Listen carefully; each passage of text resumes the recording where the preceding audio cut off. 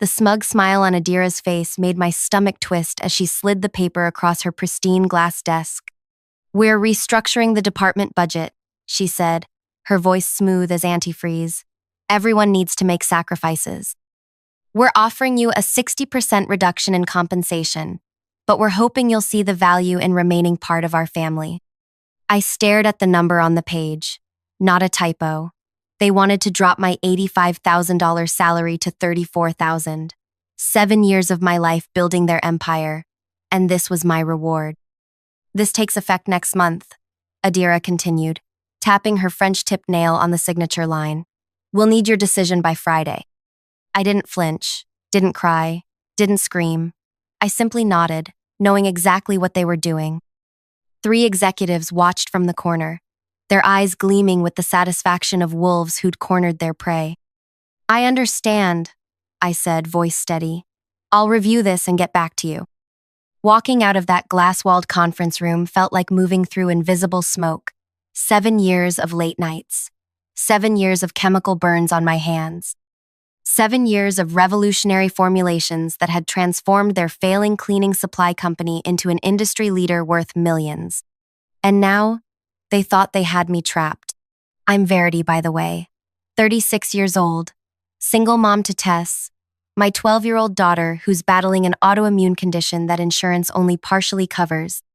The medical bills arrive weekly like clockwork. They knew this. They'd sent flowers once when she was hospitalized last year, cheap ones that wilted within a day. Before I go any further with this story, could you take a few seconds to tell me in the comments where you're watching from? I'm curious how far this reaches. And honestly, knowing there are people listening helps me get through telling this. Also, maybe hit subscribe if you want to hear more stories about corporate warfare from someone who's lived it. So there I was, walking to my car, holding a paper that basically said, "We know you're desperate, so we can pay you whatever we want." I'd seen it coming in small ways, being excluded from meetings I'd previously attended, my lab access restricted to certain hours, questions about my documentation process. What they didn't know was that I'd been waiting for this moment, preparing for it actually. Let me back up. I'm a chemist, a good one. I specialized in industrial cleaning solutions with minimal environmental impact. When I joined PureChem 7 years ago, they were struggling, a small company with outdated products and dwindling clients. Within my first year, I developed a formula that cut through industrial grime at half the concentration of competitors' products. By year 3, my innovations had tripled their client base. By year 5, they'd opened 2 new manufacturing facilities.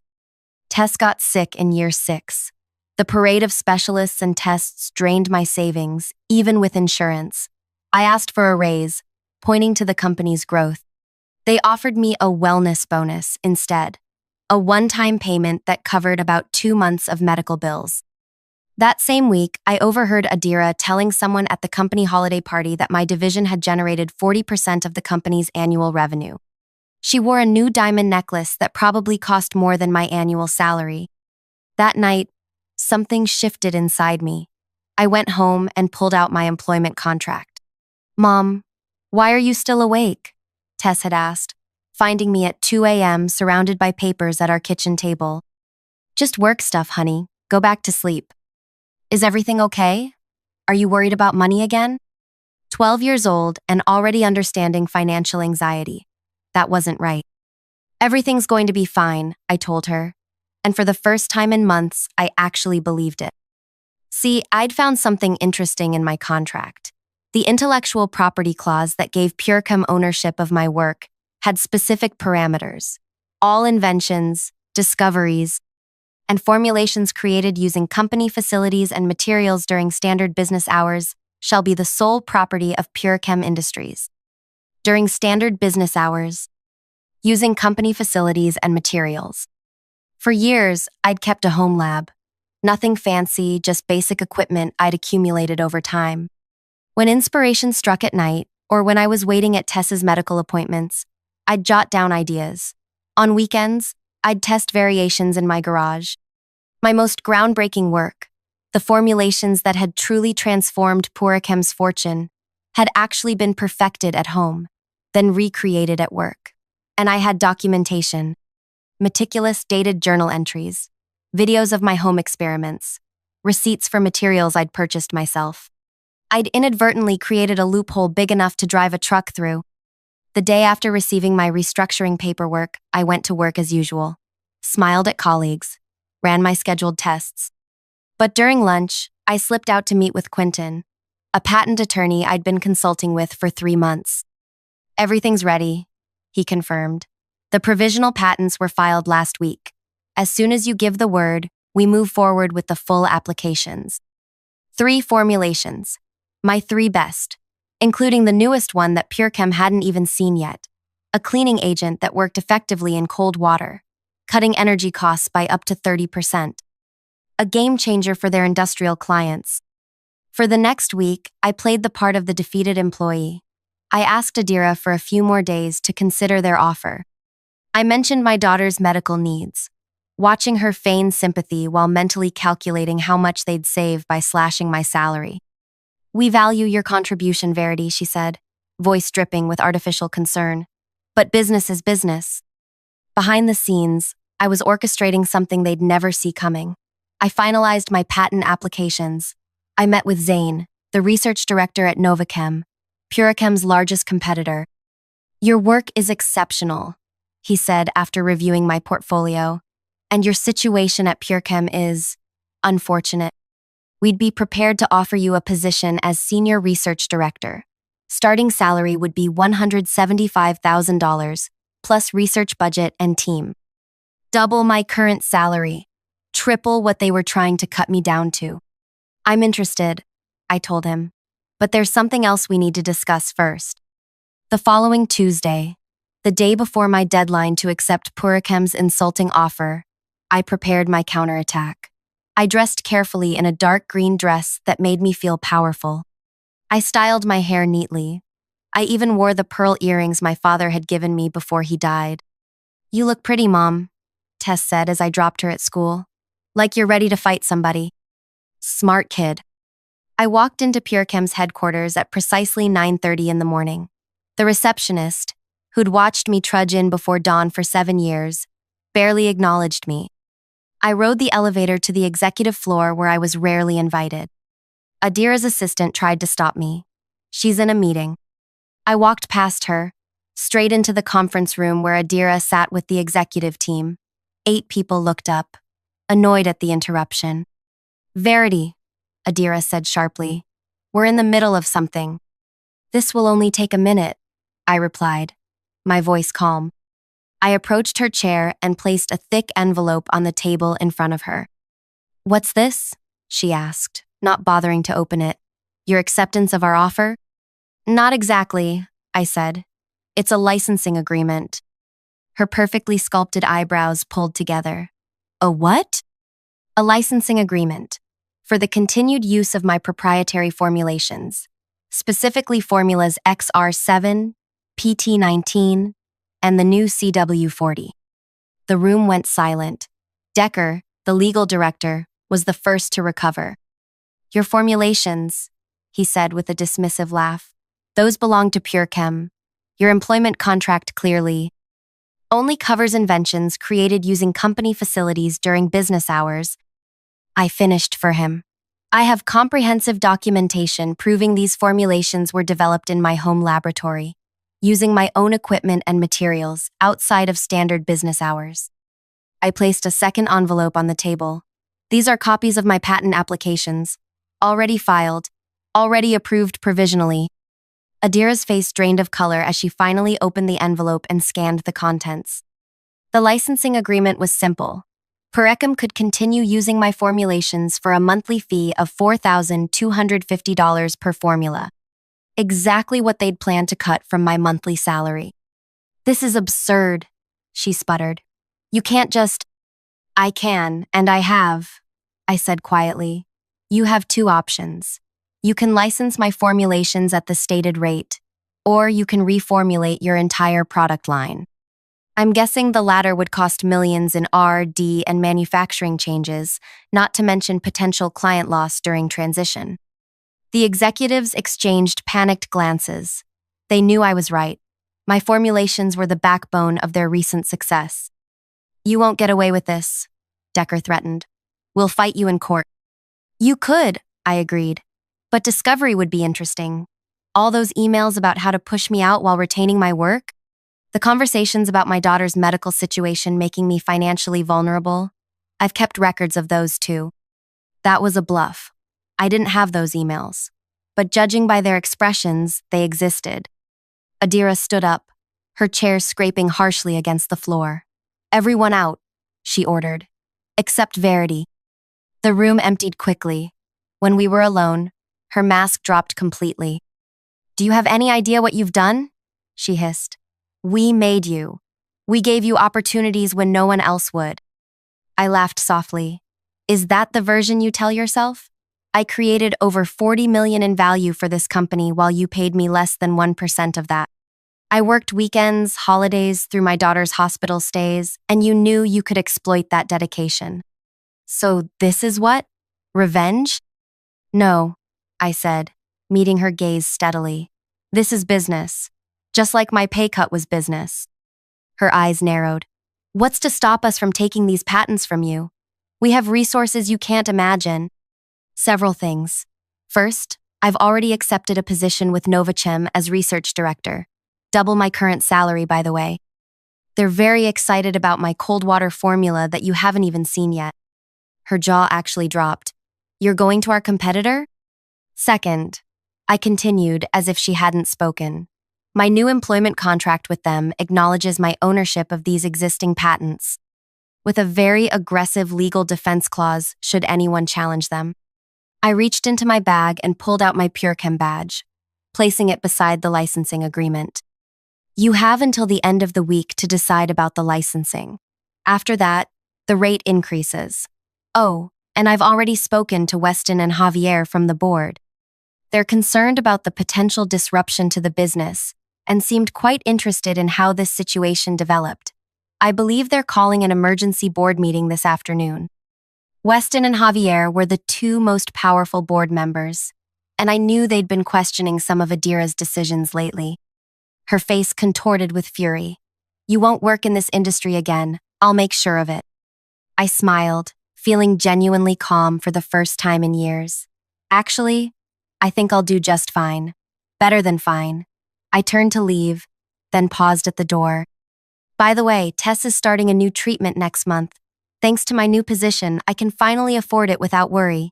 So in a strange way, I should thank you for that insulting offer.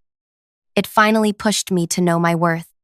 I walked out of Pareshim's headquarters for the last time, feeling the weight of 7 years lift from my shoulders. My phone buzzed with a text from Zane. Contract ready when you are. Team excited to meet you Monday. That afternoon, I picked Tess up early from school. Why aren't you at work? She asked, surprised to see me.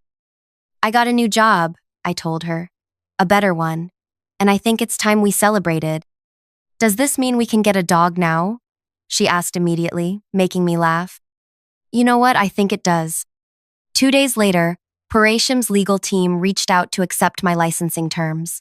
1 week after that, Adira was removed as division director following the board's investigation. And 3 weeks later, Tess started her new treatment with me by her side, no longer afraid to take time off when she needed me. Sometimes the most devastating revolution is the one no one sees coming, the quiet one. The one that happens while you're smiling and nodding and making them believe you have no choice but to accept their terms. My first day at Novachem felt surreal. Zane greeted me in the lobby, not his office, a small gesture that spoke volumes. He introduced me to the entire research team as the innovator who's going to help us reshape the market. No hiding in a basement lab. No downplaying my contributions.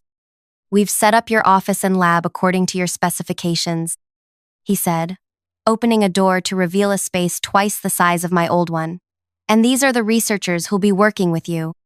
4 people stood waiting, 2 women and 2 men, all with advanced degrees and specialties complementing mine.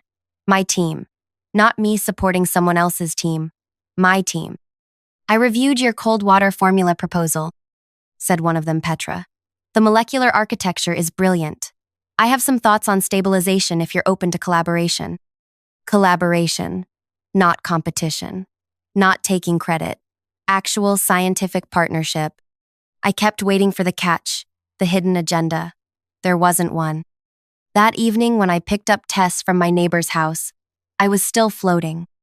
"You look different," Tess said, studying my face. "Different how?" "I don't know, like when we went to the ocean that time and you kicked off your shoes and ran into the waves. That kind of different. Kids see everything." We stopped at an animal shelter on the way home and met a one-eared shepherd mix named Birdie, who'd been there for months. She leaned against Tess's leg and looked up at us with hopeful amber eyes. We were goners. "Is this really happening?" Tess whispered as we filled out the adoption paperwork. "This is really happening," I confirmed. New job, new dog, new chapter. That night, with Birdie curled at the foot of Tess's bed, I allowed myself to feel something I'd suppressed for years. Pride. Not just in outsmarting PureChem, but in finally standing up for my worth. My phone lit up with a text from Quentin, my patent attorney. "Board investigation expanding. Rumors of financial review. You started an avalanche." I hadn't intended to bring down PureChem just to secure what was rightfully mine. But systems built on exploitation have fragile foundations. Push in the right spot, and the cracks spread. Over the next few weeks, I settled into my role at Novachem. My new team and I refined the cold water formula for industrial applications, and Zane fast-tracked it for production. Meanwhile, Tess started her new treatment plan, a biologic that insurance had deemed experimental, but that my new salary and benefits package covered. I thought that would be the end of the PureChem chapter. I was wrong. 6 weeks after I left, I received a call from an unfamiliar number while working in my lab. "Is this Verity Harlow?" a woman's voice asked. "Yes, who's calling?" "My name is Imara. I'm a junior chemist at PureChem." My guard instantly rose. "How did you get my number?" "Through Lena in HR. Look, I'm not calling for them. I'm calling because we've all heard what happened, with your patents and the licensing. And now they're trying to recreate your formulations to avoid paying you." I stepped away from my team, lowering my voice. "That doesn't surprise me, but they'll find it difficult." "That's just it," Amara continued. "Decker's pressuring the lab to reverse engineer your work. He's got us working double shifts. When someone mentioned that might violate your patents, he said, and I quote, 'We just need to change it enough to get around the legal details.'" My blood simmered. "Why are you telling me this?" A pause. "Because it's wrong, and because I heard what they did to you. How they tried to cut your salary knowing about your daughter's medical needs." Another pause. "My sister has lupus. I know what those bills look like." After we hung up, I called Quentin immediately. He wasn't surprised. "This is standard playbook for companies in their position," he said. "They're hoping to find a workaround that's just different enough to avoid infringement." "Can they do that?" "Possibly. Patent protection has limitations. They can't use your exact formulations, but if they modify them enough, they might create something that technically doesn't infringe." I paced my office, thinking, what about the licensing agreement they signed? It covers your specific formulations. If they create new ones, even if inspired by yours. I hung up feeling uneasy. That evening, I barely tasted dinner. Tess noticed. "Is work okay?" she asked, sharing a piece of chicken with Birdie under the table when she thought I wasn't looking. "Just a puzzle I'm trying to solve," I said. "Like a science puzzle or a people puzzle?" I smiled at her distinction. Both, actually. After she went to bed, I spread my research journals across our kitchen table. Not the official ones from PureChem, but my personal notes from all those nights working at home. I'd always approached formulation as a system, not just a collection of chemicals. There were principles underlying my work that weren't explicitly stated in the patents because they were part of my thought process. If PureChem wanted to play this game, I needed to think bigger.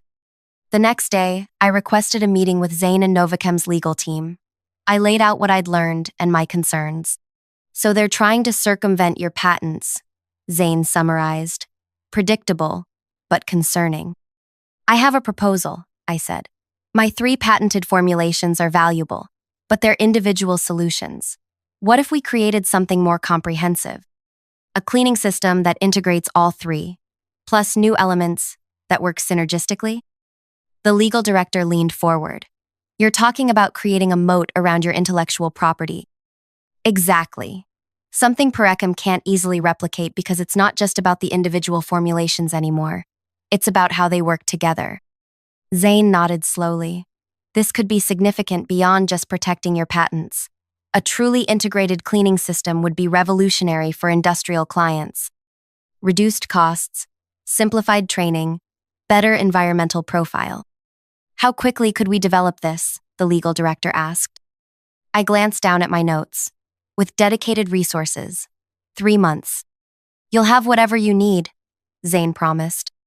For the next 12 weeks, I lived and breathed the integrated system concept. My team worked tirelessly, combining our expertise.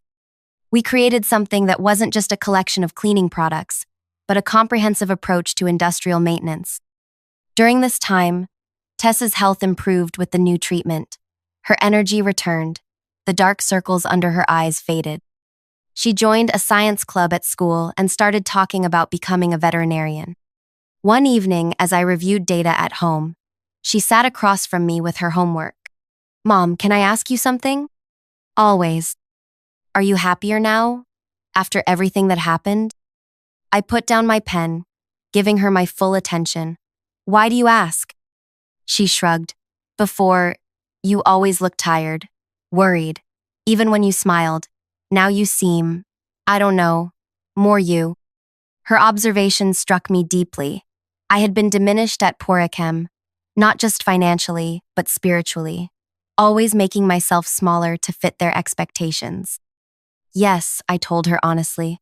I'm happier. Standing up for myself was scary, but it was right. She nodded, processing this. So sometimes the scary thing is the right thing. Sometimes, I agreed, wondering what 12-year-old dilemma prompted this philosophical turn. 2 days later, she came home with a black eye. Tess, what happened? I gasped, tilting her face to examine the bruise. Caden kept saying Lizzie couldn't join our science project because girls aren't good at chemistry. I told him that was stupid because my mom is a chemist and you're brilliant. He said I was lying. So I showed him your picture on the Novachem website. And he said you probably just mix things that men invented. I felt a flash of anger. And then? And then I punched him in the stomach, she admitted, which was the wrong choice because he's bigger than me. So he pushed me, and I fell against a desk. I pressed an ice pack to her eye, torn between parental disapproval of violence and fierce pride. Fighting isn't usually the answer, I began.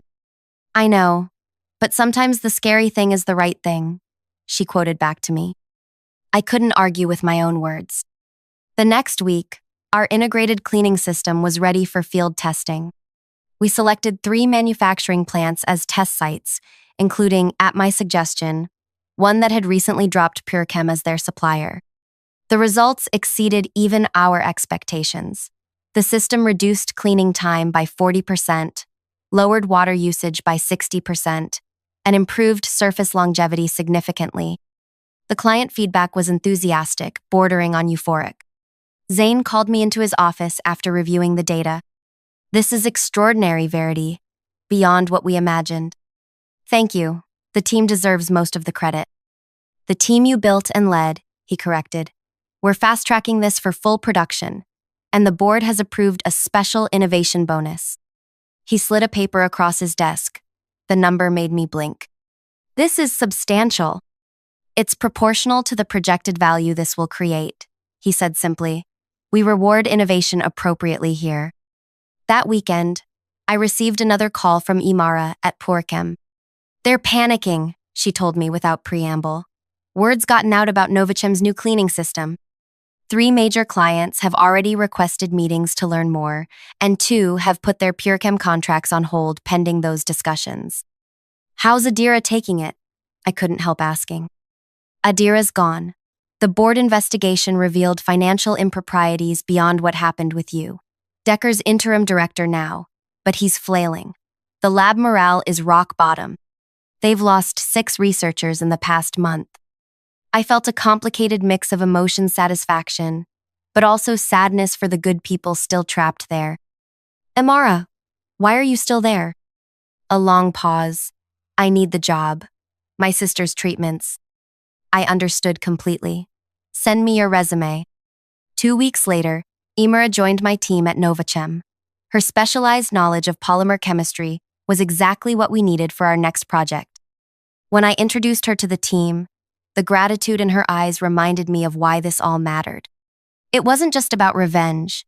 It was about creating spaces where talent was valued, where innovation was rewarded, where people could do their best work without being exploited. 3 months after launching our integrated system, Purekim approached Novachem with an acquisition offer. Zane called me into the meeting with their representatives, not Decker, but 2 board members I recognized, Weston and Javier. Verity, Weston nodded curtly. You've been busy. Just doing my job, I replied. My appropriately compensated job. Javier almost smiled. We've made serious management changes at Purekim. The board has taken a more active role. We recognize mistakes were made. The acquisition discussions were complex and continued for weeks. I was included in every meeting, my input sought and valued. Eventually, a deal was structured. Novachem would acquire Purechem, but maintain it as a separate brand focusing on different market segments. We'd like you to oversee R&D for both divisions, Zane told me after the final terms were set, with a corresponding title and compensation adjustment, of course. Director of Research and Development across both companies.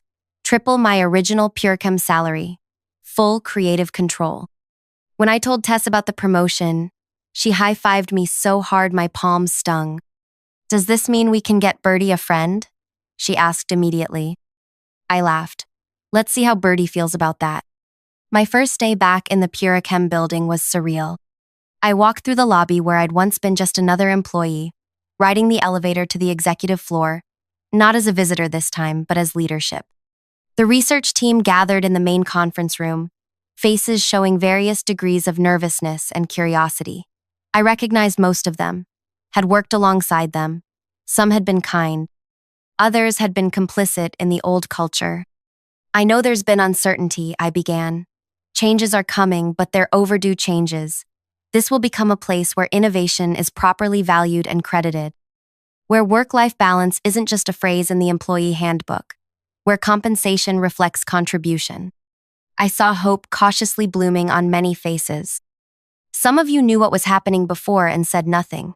Some of you participated in it. Others were trapped in the same system I was. I'm not interested in grudges. I'm interested in building something better. After the meeting, several researchers lingered to speak with me privately. They shared stories of their own experiences, patents they'd developed that were claimed by the company, ideas that were stolen, promotions denied. The culture had been rotten far beyond my personal experience. This is going to take time to fix, I told Zane later. We have time, he assured me, and the right person leading the effort. 1 year after I'd been handed that insulting salary reduction, I sat in my new office overlooking the city. On my desk stood a framed photo of Tess and our now 2 dogs. Beside it was a small plaque the team had given me. The quietest revolutions are the most profound. Purechem's toxic leadership was gone, their exploitative practices dismantled. In their place, we'd built research divisions that operated on principles of fairness, credit, and appropriate reward. Our integrated cleaning system had revolutionized the industry, with competitors scrambling to catch up. Tess's health continued to improve. The medical bills no longer kept me awake at night. She'd finished 7th grade with honors in science. My phone buzzed with a text from Imara. Client presentation went perfectly. They're signing the contract tomorrow. Another buzz. Zane. Board approved your proposal for the Research Scholarship Program. A program specifically designed to support scientists with family caregiving responsibilities. My first initiative as director.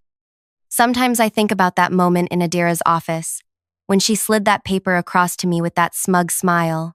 She thought she was witnessing my defeat. Instead, she was witnessing the spark that would ultimately transform not just my life, but an entire company culture. The revolution wasn't in the licensing agreement I crafted, or even in the patents I secured. It was in the moment I decided I wouldn't accept less than I was worth.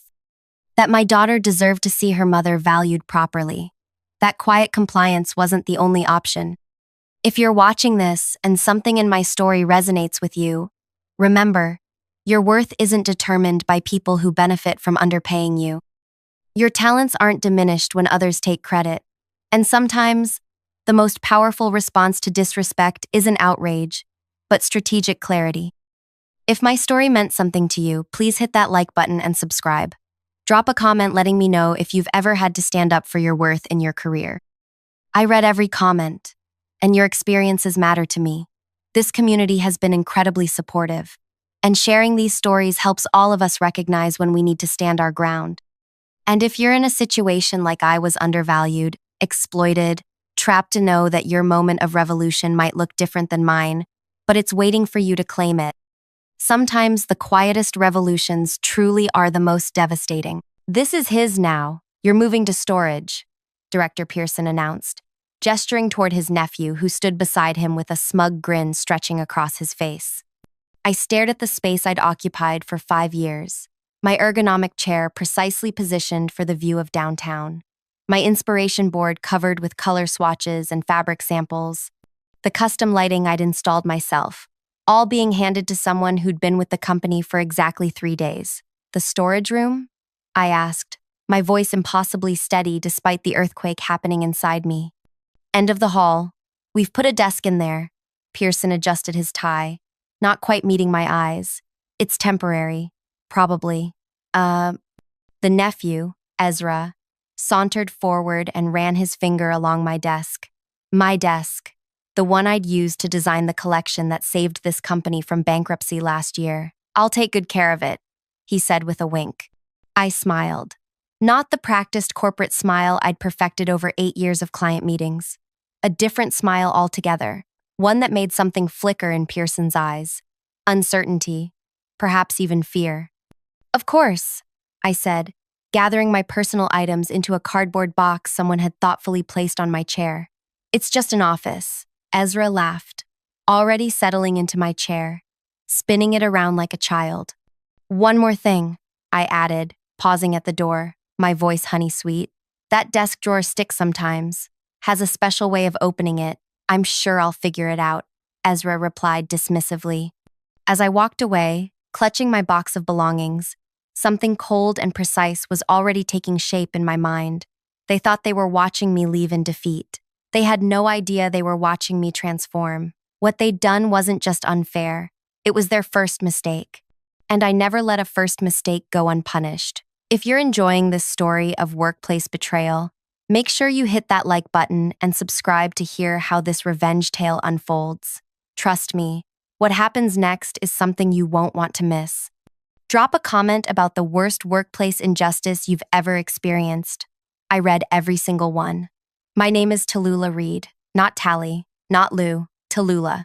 The full 3 syllables demand attention, much like I do. At 34, I'd spent exactly 1/3 of my life climbing the ranks at Everest Designs, where I'd transformed from junior assistant to lead design strategist, through sheer force of will and undeniable talent. I've always been the person who stays latest, arrives earliest, and works through lunch, not because I'm desperate for approval, because I believe in excellence. My designs aren't just aesthetically pleasing. They solve problems people didn't even know they had. That's my gift. I see patterns others miss, including patterns of betrayal. The storage room Pearson had generously provided measured exactly 8 feet by 10 feet. One flickering fluorescent light, no windows, a desk that wobbled on uneven legs, the smell of old paper and something faintly chemical. The walls were lined with metal shelves overflowing with supplies, sample materials, and dusty catalogs from 2014. I placed my small potted succulent, the only plant that could survive in this lightless cave, on the corner of the desk and pulled out the folding chair. It creaked ominously under my weight. Through the thin walls, I could hear Ezra's laughter as he settled into my former space, showing off for visitors already. No doubt, the storage room door had no lock, meaning anyone could barge in at any time looking for paper clips or staples. I took a deep breath and opened my laptop. This wasn't the first time Pearson had shown his true colors. 3 years ago, He'd taken credit for my holiday collection concept during the board presentation. Last year, he'd forgotten to mention my name when accepting the Industry Innovation Award my designs had won. But this, giving away my workspace to his unqualified nephew, this was different. This was public humiliation. The walls of my new office seemed to press in closer. I reached for my water bottle, unscrewed the cap, and took a long drink. Then I opened a new document and began to type. Not designs, not concepts, something else entirely. The first week in the storage room was exactly as torturous as I'd anticipated.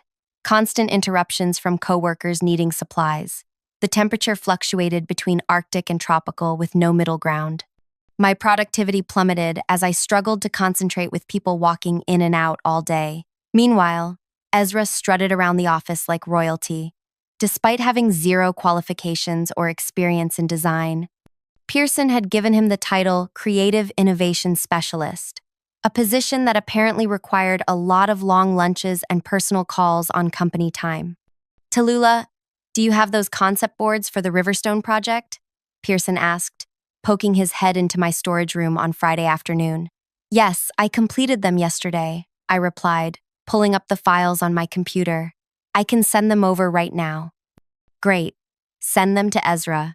He'll be presenting them to the client on Monday. My fingers froze over the keyboard. Excuse me? Ezra needs some wins to establish himself with the team. The Riverstone project is perfect. Straightforward, already developed. Just forward him all your notes and mock-ups. The injustice burned like acid in my throat. That's my project. I've been developing the relationship with Riverstone for over a year. Pearson's expression hardened. It's a company project, and I decide who presents to clients. Send Ezra the files before you leave today.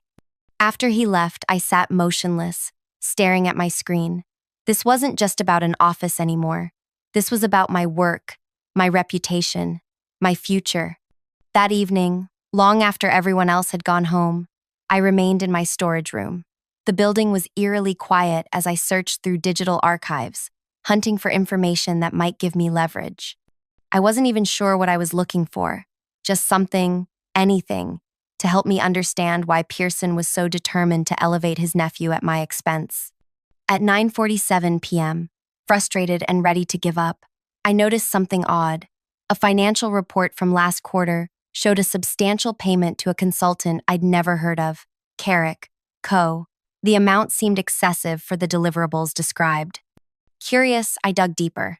3 hours later, my eyes burning from staring at the screen, I had uncovered a pattern that made my heart race.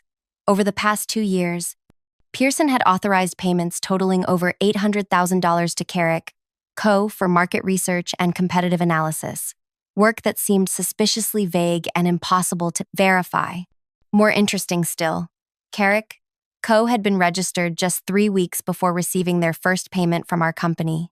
The registration was under the name Lydia Pearson, Director Pearson's sister, Ezra's mother. I leaned back in my chair, the pieces clicking into place. This wasn't just nepotism. This was potentially embezzlement, funneling company money to his sister through a fake consultancy. But I needed more evidence before I could act, and I needed to be very, very careful. The next morning, Saturday, I arrived at the office before dawn. Weekend security was minimal, just a sign-in sheet and cameras in the main areas. The executive floor, where Pearson's office was located, had keycard access, but as a department head, I still had clearance. My heart pounded as I swiped my card and entered the silent executive corridor. Pearson's office door was locked, but I wasn't planning to enter. Instead, I headed to the executive assistant's desk. Bridget had been Pearson's assistant for over a decade. If anyone had records of these consultancy arrangements, it would be her. I booted up her computer, grateful that IT had standardized all our systems last month. The login screen appeared, and I hesitated. This was crossing a line. If caught, I could lose my job, possibly face legal consequences. But then I remembered Ezra's smug face as he settled into my chair. I remembered 5 years of Pearson taking credit for my work. I remembered being banished to a storage closet after 8 years of dedication. I typed in the temporary password it had issued during the system update, the one most employees never bothered to change. The The screen unlocked. Within minutes, I found what I was looking for. A folder labeled Carrick Co. Special Projects, containing correspondence between Pearson and his sister, detailed invoices for work never performed, and calendar entries for meetings that never happened. This was it. Proof of financial misconduct that could not only get Pearson fired, but potentially prosecuted. I plugged in my flash drive and began copying files. A noise in the hallway made me freeze. Footsteps. Someone else was in the office. I quickly closed the folders, ejected my drive, and shut down the computer. The footsteps grew louder, approaching the executive suite. I ducked behind a tall filing cabinet just as the door opened. "Hello, anyone here?" It was the weekend security guard making his rounds. I held my breath, pressing myself against the wall, praying he wouldn't do a thorough check. After what felt like an eternity, he sighed, mumbled something about sensors malfunctioning, and closed the door again. I waited 5 more minutes before emerging from my hiding spot, my legs trembling. I had what I needed. Now I had to decide what to do with it. Monday morning brought a new development. As I was organizing my cramped workspace, trying to create some semblance of functionality, Pearson appeared at my door. "Company meeting in 30 minutes. Boardroom. Don't be late." His tone was clipped, his expression unreadable. In the boardroom, I took a seat at the back, noting that every employee was present, unusual for a Monday morning. Pearson stood at the front, Ezra beside him, looking uncommonly serious. "I have an important announcement," Pearson began. "Our CEO just confirmed that Visionary Partners will be visiting next week to discuss a potential acquisition of our company." Murmurs erupted around the room. Visionary Partners was one of the largest investment firms in the country. An acquisition could mean big changes, potentially positive for some, devastating for others. "This is a crucial opportunity," Pearson continued. "Each department will prepare a presentation showcasing their contributions and future potential. These presentations must demonstrate why Visionary should retain our current structure and personnel." His gaze swept the room, lingering briefly on me. "Ezra will be presenting for the Design Strategy Department." The room went silent. Everyone knew that was my department, the one I'd built from nothing. "He'll need all project files, client feedback, and success metrics by Wednesday," Pearson added, still looking at me. "Any questions?" I said nothing, my face carefully neutral. Inside, something had shifted. The stakes had just changed dramatically. This wasn't just about my office, or even about Pearson's financial misconduct anymore.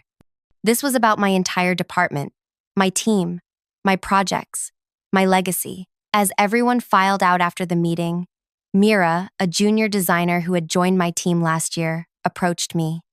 "That's not right," she whispered. "Everyone knows you built this department. Ezra doesn't even understand the basic design principles." I squeezed her arm gently. "Don't worry about it. But Tallulah, trust me," I said, meeting her eyes. "I know exactly what I'm doing." And for the first time since Pearson had given away my office, I truly did. That night, I didn't go home. Instead, I worked in my storage room, combing through years of project files, client communications, financial reports, and team evaluations. I created a comprehensive timeline documenting every success, every innovation, every dollar generated by my department.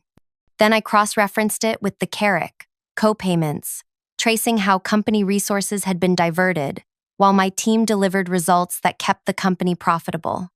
By morning, I had compiled an irrefutable record of both my department's value and Pearson's betrayal. But exposing him directly would be too obvious, too easily dismissed as the bitterness of a demoted employee. I needed something more elegant, something irrefutable, something that would make Pearson and Ezra destroy themselves. As dawn broke, I finally understood exactly what needed to happen. The Visionary Partners visit wasn't an obstacle, it was an opportunity, the perfect stage for the performance I was about to orchestrate. I smiled in my dim storage room, surrounded by the evidence of years of exploitation and betrayal. Soon, very soon, they would understand the mistake they'd made. Because I wasn't just good at designing products, I was excellent at designing consequences. The next morning, I approached Ezra as he lounged in my former office, feet propped on my desk, scrolling through his phone. Here's everything you requested for the presentation, I said, placing a flash drive on the desk. All project files, success metrics, and client testimonials. Ezra barely glanced up. Just summarize it for me. I don't have time to go through all that. Of course, I replied, my voice professionally pleasant. But Director Pearson specifically asked me to provide the complete files. The Visionary Partners representatives are known for asking detailed questions. That caught his attention. Fear flickered across his face. The fear of someone who knows they're in over their head. Fine. Leave it. As I turned to leave, he called after me. Hey, you'll be there, right? In case they ask something technical? I paused at the doorway. I'm not sure that would be appropriate. This is your presentation after all. Panic replaced fear. But I don't know this stuff. Uncle Graham just wants me to look good for my mom. Interesting. He just confirmed what I'd suspected about family dynamics. I tilted my head, considering him. He was younger than I'd initially thought, maybe 25. Privileged, certainly, but also a pawn in his family's game. I'll help you prepare, I offered, but I can't do the presentation for you. Relief washed over his face. Thanks. I owe you one. If only he knew how much. Over the next 3 days, I spent hours helping Ezra understand our department's work. I simplified complex concepts, created detailed notes, and guided him through the presentation structure. I was the perfect mentor, every patient, thorough, supportive, and strategic. Because while the flash drive contained legitimate projects and metrics, I had carefully curated them to tell a specific story, one that would lead to very specific questions from anyone with business acumen, questions Ezra wouldn't be able to answer. Meanwhile, I prepared a second presentation, the real one, and arranged for it to be accessible on the presentation computer as a backup file. On Thursday, Pearson called me to his office. How's Ezra doing with the presentation prep? He asked, attempting casual conversation while studying financial reports. Very well, I replied truthfully. He's memorized all the talking points. Pearson nodded, still not looking at me. Good. This acquisition is important, Tallulah. For all of us. I noted the subtle threat in his tone. Of course. That's why I've been so thorough in helping Ezra prepare. He finally met my eyes. I know we've had our differences lately, but once this acquisition goes through, there could be new opportunities, better positions, for team players. The implication was clear. Play along now, get rewarded later. I smiled and nodded, the perfect subordinate. That evening, as I walked to my car in the nearly empty parking garage, I heard footsteps behind me. I turned to find Bridget, Pearson's executive assistant, looking nervously over her shoulder. Someone accessed my computer last weekend, she said without preamble. My heart skipped, but I kept my expression neutral. That's concerning. Did you report it to IT? No. Her eyes held mine. Because they looked at files only one other person would care about. Files about Carrick, Co. I said nothing, waiting. I've worked for Graham for 12 years, she continued. I've covered for him, made excuses, rearranged his schedule to hide his 2-hour lunches with his girlfriends from his wife. I've done everything he's asked. Her voice hardened, including processing payments to his sister's fake company. Why are you telling me this? I asked carefully. Because I know it was you who accessed those files, and I want you to know. She took a deep breath. I have copies too, and dated notes about when he instructed me to process each payment. I stared at her, reassessing everything I thought I knew about quiet, efficient Bridget. He promised me a director position once his sister had enough money to buy out the CEO's shares, she explained. That was 3 years ago. Last week, he told me the executive floor would be streamlined after the acquisition. I'm being replaced with his nephew's girlfriend. The pieces clicked into place. Bridget wasn't just angry. She was fighting for survival. What do you want? I asked. I want what you want, she replied. Justice. And a future with this company. We stood in silence, evaluating each other. Finally, I nodded. Come to my storage room tomorrow morning. Early. The day before the Visionary Partners visit, tension in the office reached fever pitch. Departments scrambled to finalize presentations, everyone desperate to prove their value to the potential new owners. At 7 a.m., Bridget arrived at my storage room with a thumb drive and a stack of papers. Everything is here. Payment authorizations, fake invoices, emails between Graham and Lydia planning the whole thing. She placed them on my desk. What are you going to do? I showed her my plan. Her eyes widened. That's brilliant and terrifying. It has to be both, I replied. Are you sure you want to be involved? There's no going back. She straightened her spine. I've been invisible for 12 years. I'm ready to be seen. We spent the day finalizing preparations, working separately to avoid suspicion. That evening, I received a panicked call from Ezra. I can't do this, he blurted. I was practicing, and I forgot everything. I don't understand half these terms. They're going to know I'm a fraud. You are a fraud, I thought but didn't say. Instead, I reassured him. Just follow the script we practiced. I'll be in the room if you need support. Promise? I promise I'll be exactly where I need to be. The morning of the visionary partner's visit dawned bright and clear. I dressed carefully in a charcoal gray suit, professional, unmemorable, perfect for someone who intended to blend into the background until precisely the right moment. When I arrived, the office was transformed. Fresh flowers in the lobby, premium coffee service, every surface gleaming. The 3 visionary representatives, 2 men and a woman in impeccable suits, were already in the conference room with our CEO and executive team. Presentations began at 9 a.m. sharp. Each department had 30 minutes to showcase their value. By 11:30, it was our turn. Design Strategy, presented by Ezra Pearson, Creative Innovation Specialist. I slipped into the back of the room as Ezra approached the podium, visibly nervous. Pearson gave him an encouraging nod from his seat beside the visionary partner's lead. Good morning, Ezra began, his voice cracking slightly. I'm excited to show you the innovative work of our Design Strategy department. He clicked to the first slide, and I watched him relax slightly as he recognized the familiar content we'd practiced. He made it through the introduction smoothly, gaining confidence as he went. Then came the section on financial impacts. Our design innovations have generated significant revenue growth, he continued, clicking to a graph showing impressive upward trends.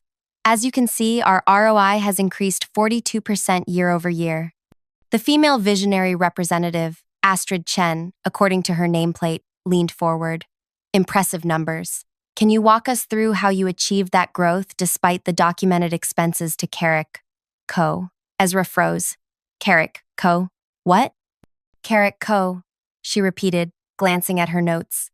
Your department allocated $812,000 to them over the past 2 years for market research. I'm curious how you maintained such strong margins despite that investment. Ezra looked panicked, turning to Pearson for help. Pearson's face had drained of color.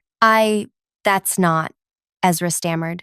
Perhaps we should move on to the next section, Pearson interjected smoothly. We can address specific vendor relationships in the financial review. Of course. Astrid smiled politely. Please continue. Ezra fumbled to find his place, eventually clicking to the next slide, a detailed analysis of the design department's structure. As head of the department, he continued shakily, I've implemented a collaborative approach that, excuse me, interrupted one of the male visionary representatives. According to our background research, Tallulah Reed has led this department for the past 5 years. Are you co-directors? Complete silence fell over the room. Ezra looked like a deer in headlights. Pearson's jaw clenched visibly. There have been recent organizational changes, Pearson explained. Ezra has taken over leadership while Ms. Reed focuses on technical execution. I see, the man replied, making a note. And these changes happened? 3 weeks ago, Pearson answered. Interesting timing, Astrid remarked, just before our acquisition exploration began. The tension in the room was palpable. Ezra attempted to continue but kept losing his place, contradicting himself, and misrepresenting basic concepts. With each stumble, the visionary representatives exchanged increasingly skeptical glances. Finally, after a particularly confused explanation about our design process, Astrid raised her hand. I apologize for interrupting again, but I'm having trouble reconciling the impressive portfolio you're showing with your explanations of how these designs were developed. Could we perhaps hear from someone with more hands-on involvement? Pearson's face flushed. Ezra has full knowledge of all department operations. Nevertheless, she insisted pleasantly, I'd appreciate additional perspective. All eyes turned to me in the back of the room. This was the moment I'd been waiting for. I stood slowly. I'd be happy to address any questions. As I walked to the front, I caught Bridget's eye at the doorway. She gave me an imperceptible nod. While I appreciate Ezra's presentation, I began, I believe there's a more comprehensive way to understand our department's contribution. I reached for the presentation remote. With your permission, I've prepared some supplementary materials that might provide clarity. Before Pearson could object, I clicked to access the hidden presentation file Bridget had uploaded that morning. The screen transitioned to a new title slide. Design Strategy, Complete Organizational and Financial Analysis. What I'm about to show you, I continued calmly, is the true story of our department. The room fell completely silent as I clicked to the first slide. A side-by-side comparison of department performance before and after I took leadership, with clear attribution of every major project and its financial impact. As I moved through the presentation, I systematically revealed not just the design successes, but the detailed financial records showing exactly when and how company funds had been diverted to Carrick Co. You'll notice, I explained, pointing to a particularly revealing graph, that these payments coincide precisely with our department's highest-performing quarters, effectively masking the diverted funds. Pearson half rose from his chair. This is inappropriate and unauthorized. Actually, interrupted our CEO, her voice like ice, I'd very much like Ms. Reed to continue. The final section of my presentation included email exchanges between Pearson and his sister, complete with timestamps and verification codes, discussing how to disguise the payments and their plans to use the money to buy company shares. In conclusion, I finished. Our design department has consistently delivered exceptional value despite significant financial handicaps and recent organizational challenges. I smiled directly at the Visionary Partners team. I believe we could deliver even more impressive results under the right leadership. The silence that followed was absolute. Ezra had slumped into a chair, ashen-faced. Pearson stared at me with undisguised hatred. Finally, Astrid Chen closed her portfolio. This has been most illuminating, Ms. Reed. I believe we've seen everything we need to see. The CEO stood abruptly. I suggest we take a brief recess. Graham, my office. Now. As they filed out, the remaining Visionary representative approached me. Impressive analysis, Ms. Reed. I have a feeling we'll be talking more about your future with the company. 3 hours later, the official announcement came. Visionary Partners would proceed with the acquisition, with several conditions, an immediate audit of all financial records, a restructuring of senior leadership, and my appointment as Executive Director of Innovation Strategy, NUAA, a new position reporting directly to the Acquisition Transition Team. Pearson and Ezra were escorted from the building that afternoon, their personal items to be shipped later. As security walked them out, I stood in the hallway, watching silently. Pearson stopped briefly beside me. You've made a powerful enemy, he muttered. No, I corrected him quietly. I've removed one. That evening, I packed up my few belongings from the storage room and moved back into my former office. The view of the city at sunset was even more beautiful than I remembered. On the desk sat a small gift bag. Inside was a key card and a note from Astrid Chen. Your new executive suite is ready whenever you are. Looking forward to our partnership. I smiled, running my fingers along the edge of my desk, feeling the smooth wood grain. Everything had come full circle. The storage room wouldn't go to waste, though. I had plans to convert it into a creative retreat space for the team, a quiet place where ideas could develop undisturbed. After all, I knew firsthand how much clarity could come from working in unexpected places. Sometimes revenge isn't about destroying your enemies. Sometimes it's about revealing them for exactly who they are, then stepping aside as they destroy themselves. The most satisfying victories aren't won through force, but through patience, preparation, and perfect timing. I opened my laptop and began drafting my first company-wide memo as executive director. Subject line, moving forward together. If you enjoyed this workplace revenge story, don't forget to like this video and subscribe for more satisfying tales of justice served. Have you ever witnessed someone getting exactly what they deserved at work? Share your stories in the comments below. And if you want to see more videos like this one, hit that notification bell so you never miss an upload.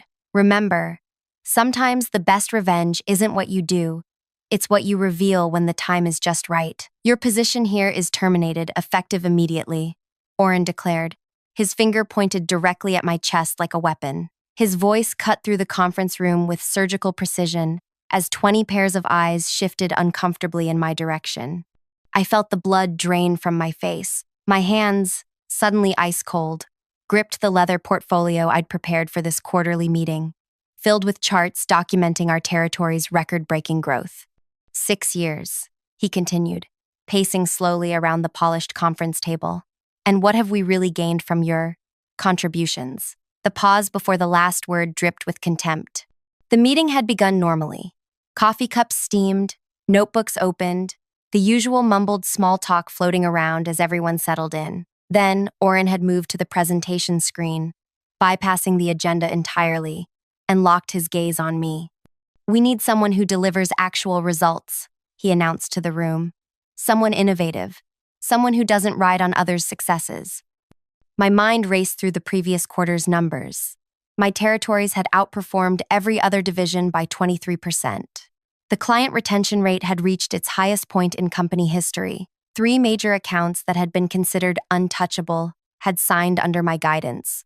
"I don't understand," I managed, my voice embarrassingly small in the cavernous room. "My territories are..." Your territories?"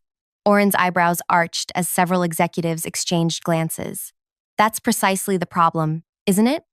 The collaborative approach I implemented is what turned those numbers around. Your resistance to the new framework has become problematic." My throat closed as I recognized the narrative he was constructing. The collaborative approach he referenced had been my creation entirely, a restructuring I designed after identifying critical gaps in our client engagement model.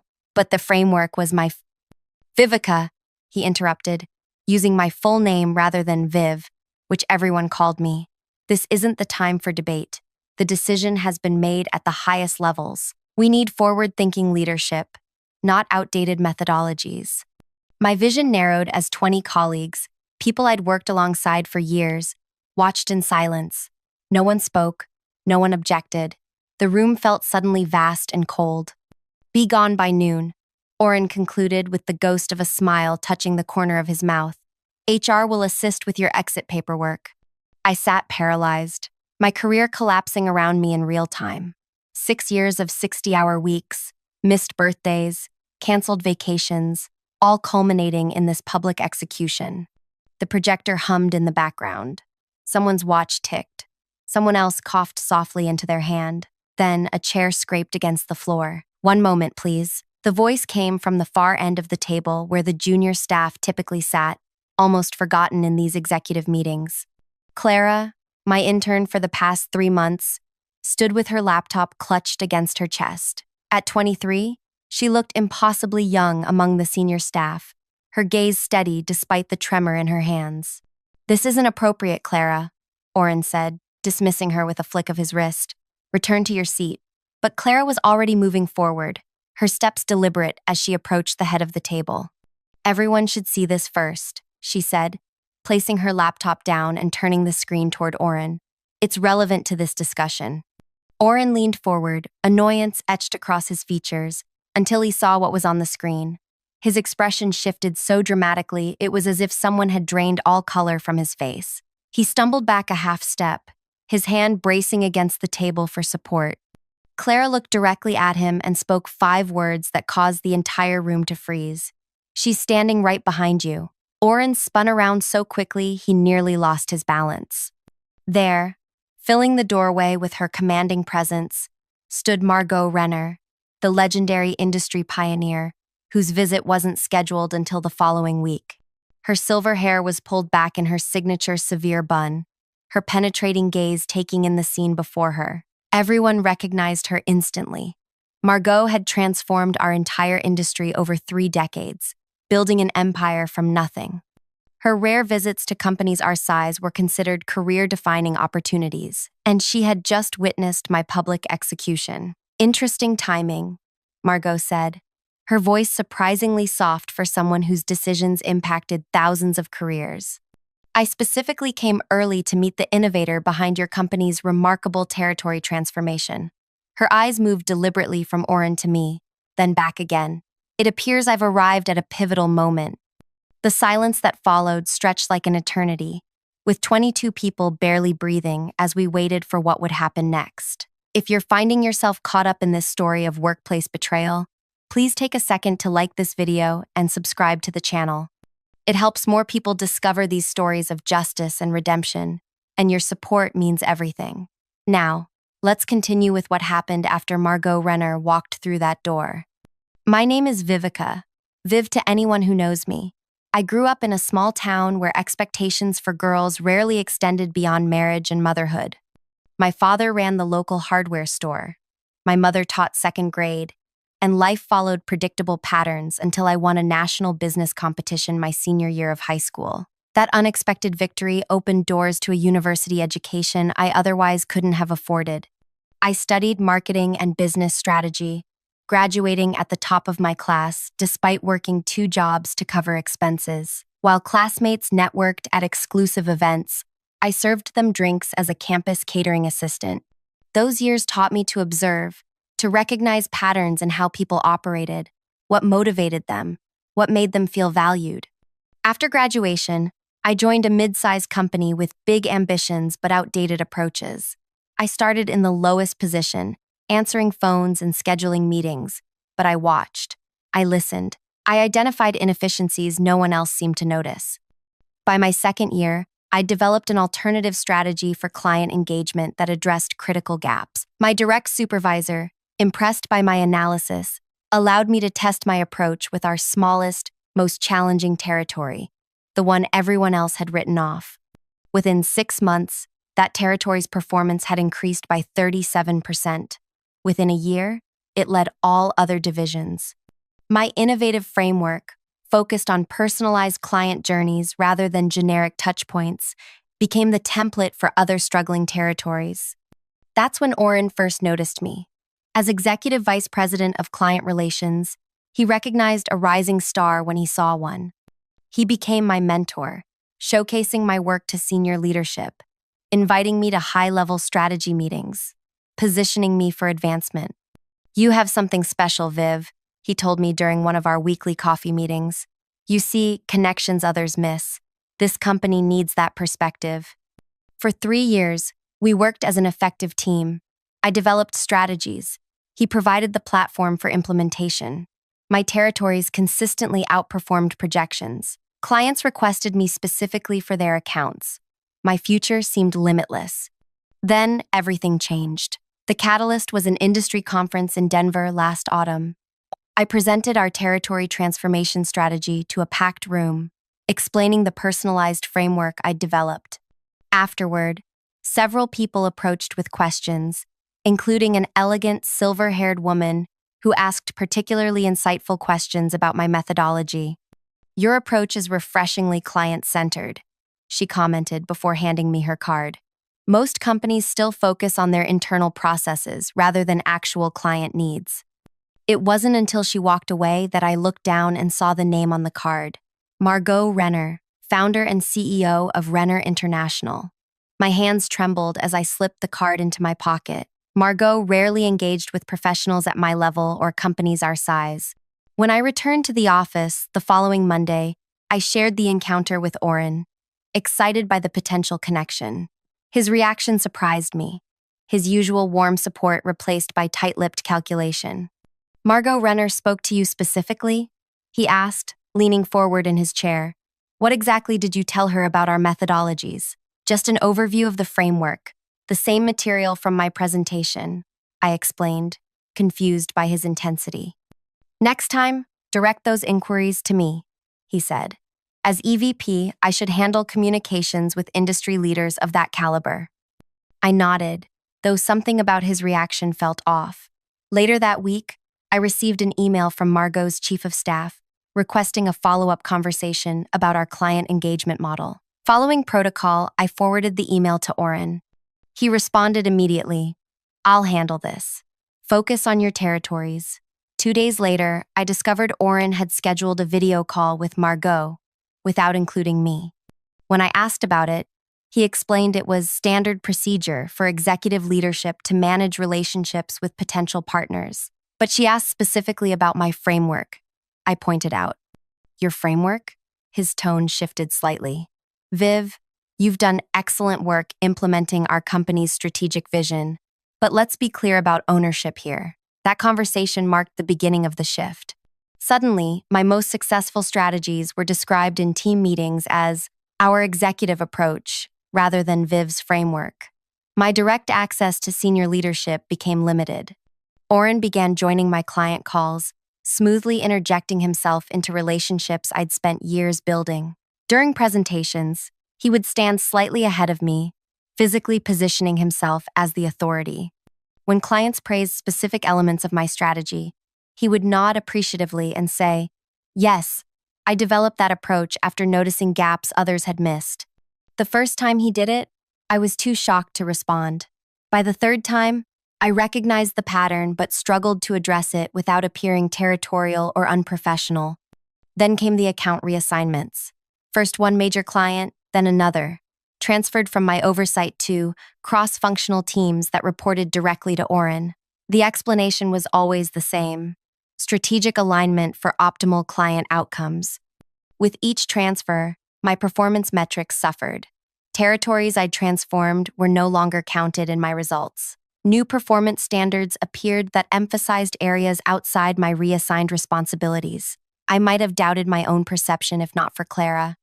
The intern had joined us 3 months earlier.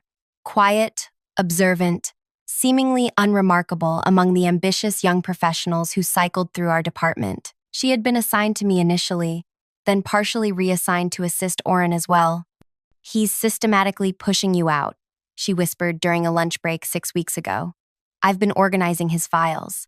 He's taking your most successful accounts, then changing how success is measured to make you look ineffective." "That can't be right," I said, though the pit in my stomach suggested otherwise. "We've worked together for years. He's always supported my advancement." Clara looked at me with unexpected intensity. "Until you became a threat, until Margot Renner showed interest in your work specifically." That afternoon, I accessed the shared calendar and discovered something that confirmed my worst fears. Margot Renner was scheduled to visit our offices in 3 weeks. The calendar entry, created by Oren, noted presentation of territory transformation strategy and client retention framework. My strategy, with my name nowhere in the meeting notes. I confronted him that same day, stepping into his office and closing the door behind me. "I saw Margot Renner is visiting," I said, watching his expression carefully. "I'd like to prepare the presentation on the territory framework." "That won't be necessary," he replied, barely glancing up from his computer. "I'll handle the presentation." "But it's my framework," I said, the words falling between us like stones. "I developed it, tested it, refined it over 4 years." Finally, he looked at me, his expression unreadable. "Did you develop it using company resources, during company time, with company data?" "Yes, but..." "Then it's company intellectual property, implemented under my executive direction." His voice remained calm, reasonable. "Your contributions have been noted, Viv, but this presentation requires executive-level positioning." "You're taking credit for my work," I said plainly. His expression hardened. "That's an inappropriate accusation. I'm concerned about your perspective lately. In fact, I've been reviewing your recent performance metrics, and there are troubling patterns emerging. Because you've reassigned my successful accounts and changed the measurement criteria," I countered. "This defensive attitude is exactly the problem." He sighed heavily, as if disappointed. "Perhaps we should discuss your future here more broadly. Your approaches are becoming outdated, and your client relationships aren't delivering the results we need." I left his office in a daze, the threat unmistakable. Over the next 2 weeks, the isolation intensified. Team members who previously sought my input were directed elsewhere. My access to certain data systems became temporarily unavailable due to updates. Projects I'd initiated were reassigned for continuity planning. The morning of the quarterly meeting, the day Oren chose for my public dismissal, began like any other. I arrived early, prepared my presentation materials, and reviewed my territory numbers one last time. Despite the targeted reassignments, my remaining accounts still showed significant growth. I believed, naively perhaps, that facts would protect me, that 6 years of documented success would shield me from whatever Oren was planning. I was wrong. As I sat in that conference room, publicly labeled a failure before colleagues who knew better, but said nothing, I thought my career was finished. The humiliation burned through me like acid, rendering me temporarily mute, unable to defend myself against the calculated dismantling of my professional reputation.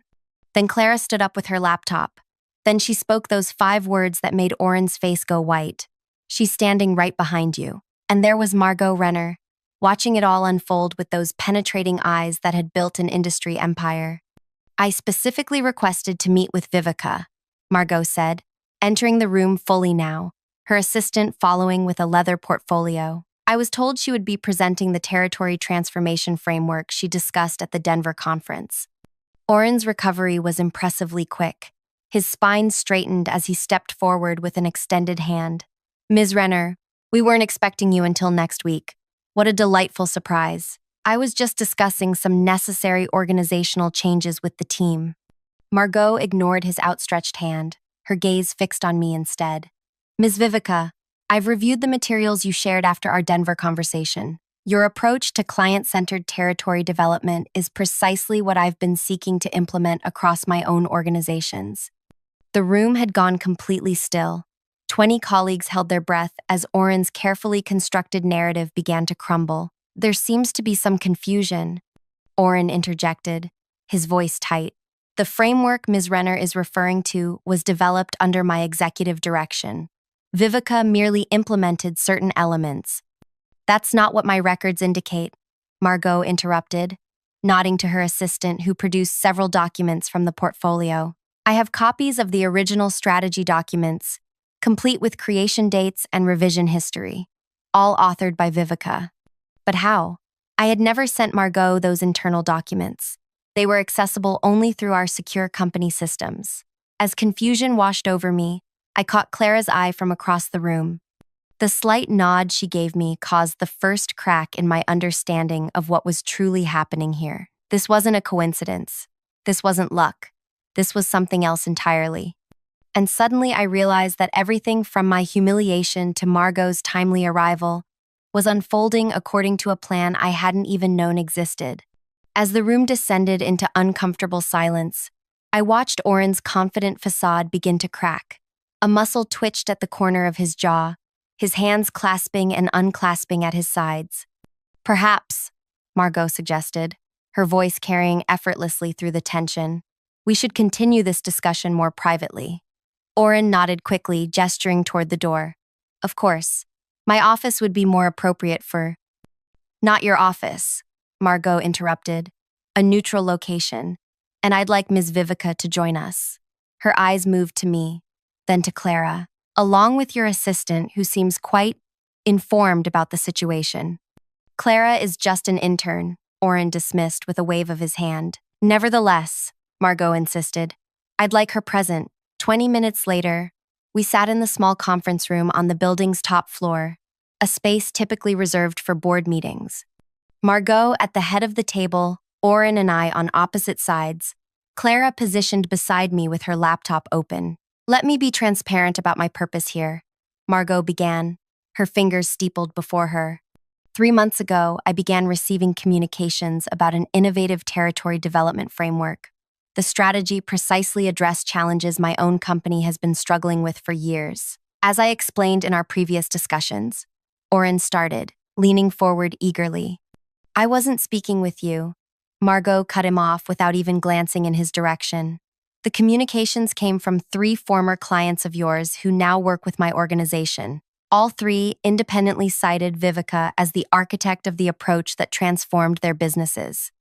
My mind raced through client relationships, trying to identify which three had moved to Margot's company. Tarek from the healthcare division? Maybe Jasmine, who'd left for a senior position somewhere last year? When I met Ms. Vivica in Denver, Margot continued, her explanation of the framework confirmed everything I'd heard. That's why I reached out to schedule this visit, to discuss potentially implementing her methodology across my organization, possibly even bringing her on board as a consultant. Oren's smile had gone rigid. While Vivica has certainly contributed to our success, the framework you're referring to was developed under my strategic direction. As I was explaining to the team before your arrival, we're making some organizational changes to better align with our future goals. By firing the creator of the very strategy that caught my attention, Margot observed dryly. Performance issues, Oren insisted. Recent metrics show, may I? Clara interrupted, turning her laptop screen toward Margot. These are the original performance metrics for Ms. Vivica's territories before the recent adjustments. Oren's head snapped toward Clara, his expression darkening. Those are confidential internal documents. Accessing them without authorization is grounds for immediate termination. Clara's face remained impassive. I have authorization. As Ms. Vivica's assigned analytics support, I have legitimate access to all historical performance data. You were reassigned to my office 3 weeks ago, Oren countered. Partially reassigned, Clara corrected. I maintained my original access permissions. Nothing I've accessed falls outside my authorized scope. Something in Clara's calm precision gave me pause. The timid intern who had watched silently from corners now faced down an executive without flinching. Who was this woman really? Margot studied the screen, scrolling through what appeared to be years of performance data. Fascinating. According to these records, territories under Ms. Vivica's direct management consistently outperformed all others by significant margins, until approximately 7 weeks ago, when several key accounts were suddenly reassigned. Strategic realignment, Oren insisted, and coincidentally, Clara added, pulling up another document, these reassignments began precisely 3 days after Ms. Renner's office first contacted the company about Ms. Vivica's framework. The implication hung in the air like smoke. Margot turned her penetrating gaze to Oren, who had begun to sweat visibly at his temples. It appears, Margot said carefully, that I've interrupted quite an orchestrated scenario. This is being grossly mischaracterized, Oren protested, his voice strained. These are internal matters that directly impact my interest in your company's approach. Margot finished for him. I came here specifically to meet the innovator behind a strategy I consider revolutionary. Instead, I witnessed that person's public termination by someone now claiming credit for their work. She turned to me. Ms. Vivica, I'd like to continue our discussion about your framework without interference. Would tomorrow morning be convenient? My hotel at 9? Before I could answer, Oren stood abruptly. This is highly irregular. Any discussions about company methodologies must include executive leadership. Mr. Brenner, Margot said, using his name for the first time, I believe Ms. Vivica's employment status was just terminated in front of 20 witnesses. Unless that decision has been reversed, she's free to discuss her expertise with whomever she chooses. The trap was elegant in its simplicity. If Oren rescinded my termination, he'd have to explain to leadership why he'd attempted to fire a valuable employee. If he maintained it, he'd lose control over Margot's interest in my framework. There may have been a misunderstanding, he said finally, visibly calculating his options. Perhaps we should postpone any definitive decisions about Ms. Vivica's position until after a more thorough performance review. How generous, Margot remarked, her tone making it clear she recognized the transparent maneuver. Ms. Vivica, my offer stands regardless of your employment status here. Thank you, I said, finding my voice at last. I'd be happy to meet tomorrow. As the meeting concluded, Margot departed with her assistant, leaving the three of us in a silence charged with unspoken threats. Oren's eyes had gone cold. Any pretense of mentorship or collegiality vanished. This isn't over, he said quietly. You've made a serious miscalculation. He left without another word, the door closing firmly behind him. I turned to Clara, seeing her clearly for the first time. Who are you really? I asked. And what just happened? Clara closed her laptop, her movements deliberate and controlled. I'm exactly who I said I am, your intern, but perhaps with a more specific purpose than you realized. You engineered this entire scenario, I said, the pieces falling into place. Margot's early arrival, the documentation, the timing. Not entirely, she said with a slight smile. I simply created the opportunity for truth to emerge at the right moment. Why? You've been here 3 months. You barely know me. Clara studied me for a long moment. Do you remember Peyton? The name struck me like a physical blow. Peyton Voss? From the Chicago territory? Clara nodded. My older sister. My mind flashed to Peyton. Brilliant, driven, with the same observant eyes as the woman sitting across from me now. She'd been part of my team 2 years ago, one of my most promising territory managers. Until Oren forced her out, I said, the memories surfacing painfully. After she challenged him about taking credit for the Northwestern strategy she developed.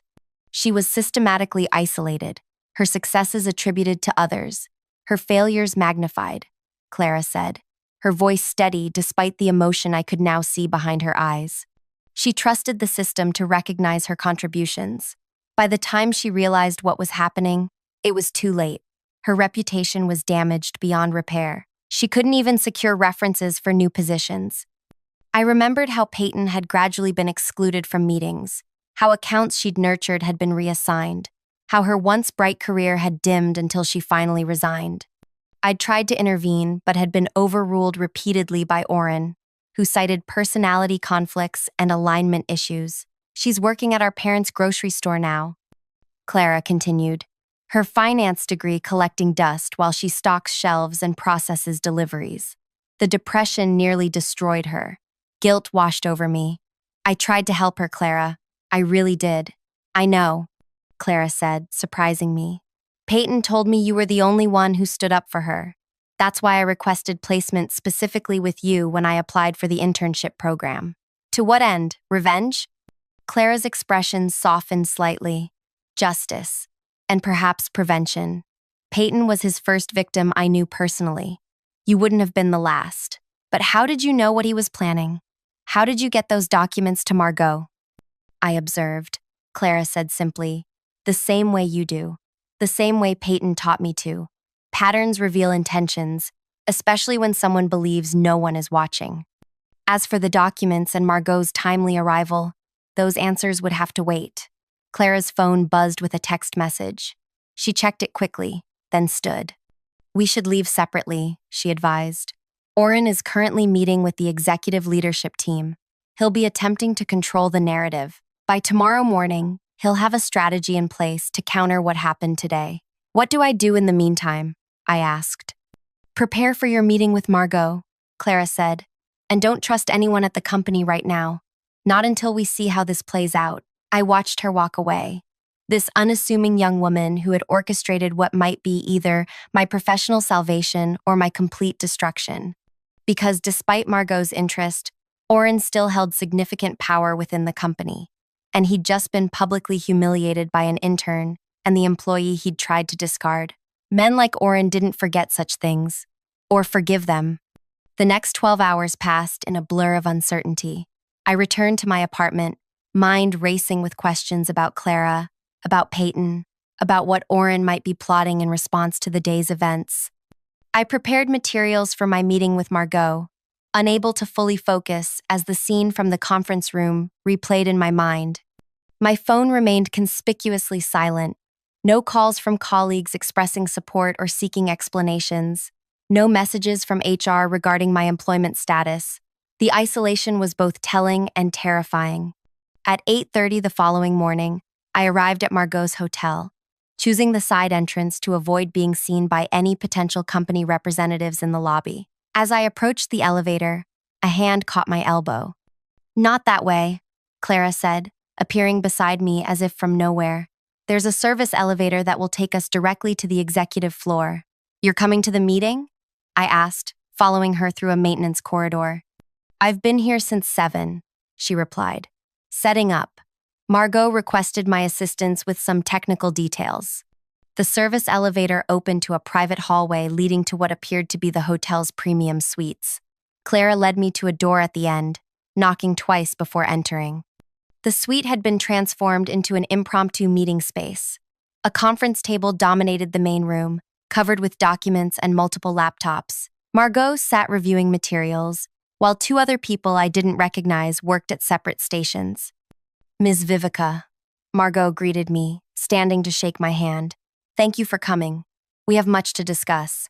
For the next 2 hours, I presented my territory transformation framework in detail, explaining the methodology I'd developed, the problems it solved, and the results it had delivered. Margot and her team asked insightful questions, probing the limits of the approach and its applicability to different market segments. It was the most thorough, respectful professional exchange I'd experienced in years. No one interrupted me. No one attempted to claim my ideas as their own. No one dismissed my expertise or questioned my authority on the subject I'd mastered. "This is precisely what we need," Margot concluded as we finished. "Your approach addresses the exact challenges we've been facing with our regional market penetration." "Thank you," I said, feeling a weight lifting from my shoulders. Perhaps there was a path forward after all, away from Oren and the toxic environment he'd created. "I'd like to offer you a position," Margot continued. "Heading our client strategy division, you'd have full authority to implement your framework across all our territories, with appropriate attribution and compensation." The offer was beyond anything I could have expected, a significant promotion, presumably with a substantial salary increase, working directly with an industry legend. "That's incredibly generous," I said, stunned by the opportunity. "I would be honored to." My phone buzzed with an incoming call, the screen lighting up with company HR director. I hesitated, looking at Margot. "You should take that," she advised. "It might be important to your decision." I stepped into the adjoining room of the suite and answered the call. "Vivica, this is Demira from HR," came the clipped, professional voice. "I'm calling regarding yesterday's incident at the quarterly meeting." "Yes?" I prompted when she paused. "The executive team has reviewed the situation and would like to meet with you this afternoon. They've placed Oren on administrative leave pending an investigation into certain allegations that have come to light." My heart raced. "What allegations?" "I'm not at liberty to discuss the details, but it appears there may have been a pattern of inappropriate behavior regarding intellectual property attribution and performance evaluations." "I see," I said carefully. "And my position?" "That's what the meeting will address," Demira replied. "But I've been authorized to inform you that the termination announced yesterday has been rescinded. The company is prepared to offer you a significant promotion and compensation adjustment to retain your services." The rapid reversal made me suspicious. Just yesterday, I'd been publicly fired. Now they wanted to promote me? What had changed in the interim? "What time is the meeting?" I asked. 3 o'clock. The entire executive leadership team will be present." "I'll be there," I promised, ending the call and returning to the main room where Margot waited expectantly. "Interesting development?" she inquired. "They've placed Oren on leave and want to meet about offering me a promotion," I explained, still processing the whiplash-inducing shift. "It seems convenient." "Indeed," Margot agreed, "almost as if they've suddenly recognized your value now that another option has appeared." Clara, who had been quietly working in the corner, looked up from her laptop. "They received notification of Margot's job offer to you 30 minutes ago.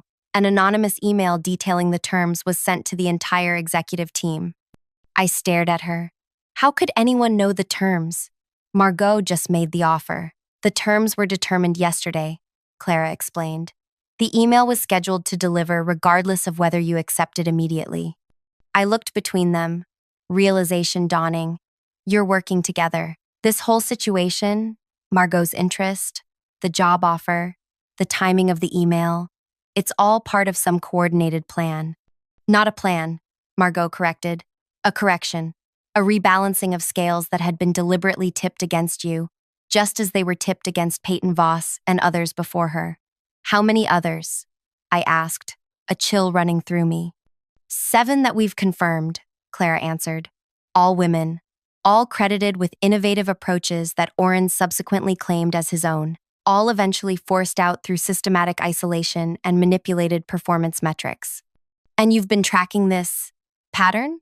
I asked Margot. Not initially, she admitted. My interest in your framework was genuine. It was only after Clara contacted me with evidence of what was happening that I recognized the broader implications. Clara contacted you?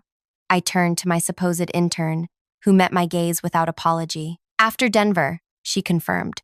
When I saw Oren beginning the same pattern with you that destroyed my sister's career. The pieces were coming together, but something still didn't make sense. Why go through this elaborate scenario? Why not just report Oren's behavior to HR or the executive team? Because men like Oren rarely leave evidence that traditional channels can address, Margot explained. They operate in gray areas. They cultivate powerful allies. They control narratives. By the time conventional processes catch up, careers have been destroyed and innovations lost. So what happens now? I asked. Do I take your job offer or the company's promotion? Margot leaned back, studying me thoughtfully. That depends on what you want, Vivica. Justice? Advancement? Vindication? Something else entirely? I considered the question carefully. 6 years of my life had gone into building my career at the company. I'd created something valuable there, something that worked. But I'd also witnessed how quickly it could all be taken away, how little protection existed against someone like Oren, who knew how to manipulate the system. I began, then paused, realizing what truly mattered to me. I want to ensure this doesn't happen to anyone else. Not just at our company, but anywhere Oren might go next. Clara and Margot exchanged a look I couldn't quite interpret.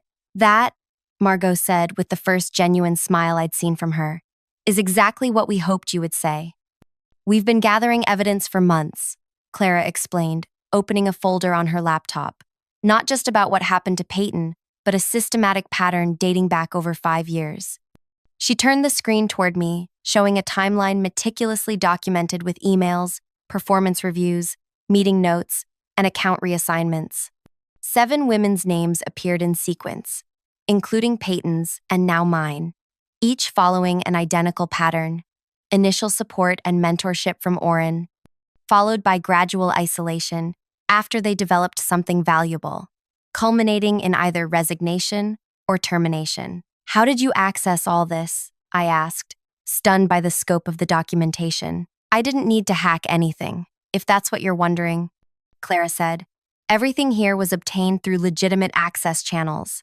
Oren's mistake was thinking no one was watching, or that someone with an intern badge was beneath his notice.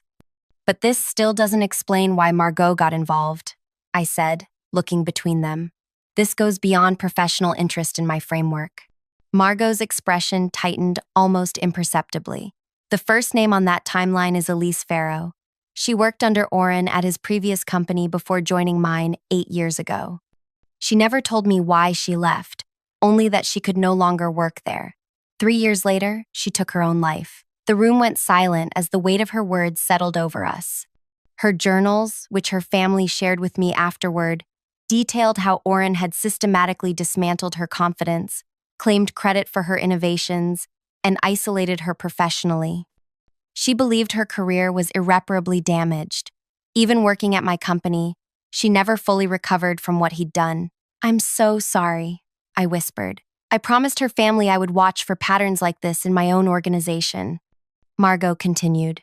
When Clara approached me with evidence that Oren was continuing the same behavior at your company, I recognized my opportunity to fulfill that promise more broadly. This isn't just about saving your career, Viv, Clara added. It's about stopping a predator before he destroys anyone else. I took a deep breath, processing everything. So, what's the plan for the meeting at 3? That depends, Margot said, on whether you want to return to your company or join mine. I'm not sure I can go back, I admitted. Even with Oren on leave, the culture that allowed him to operate won't change overnight. What if you could change it? Clara asked.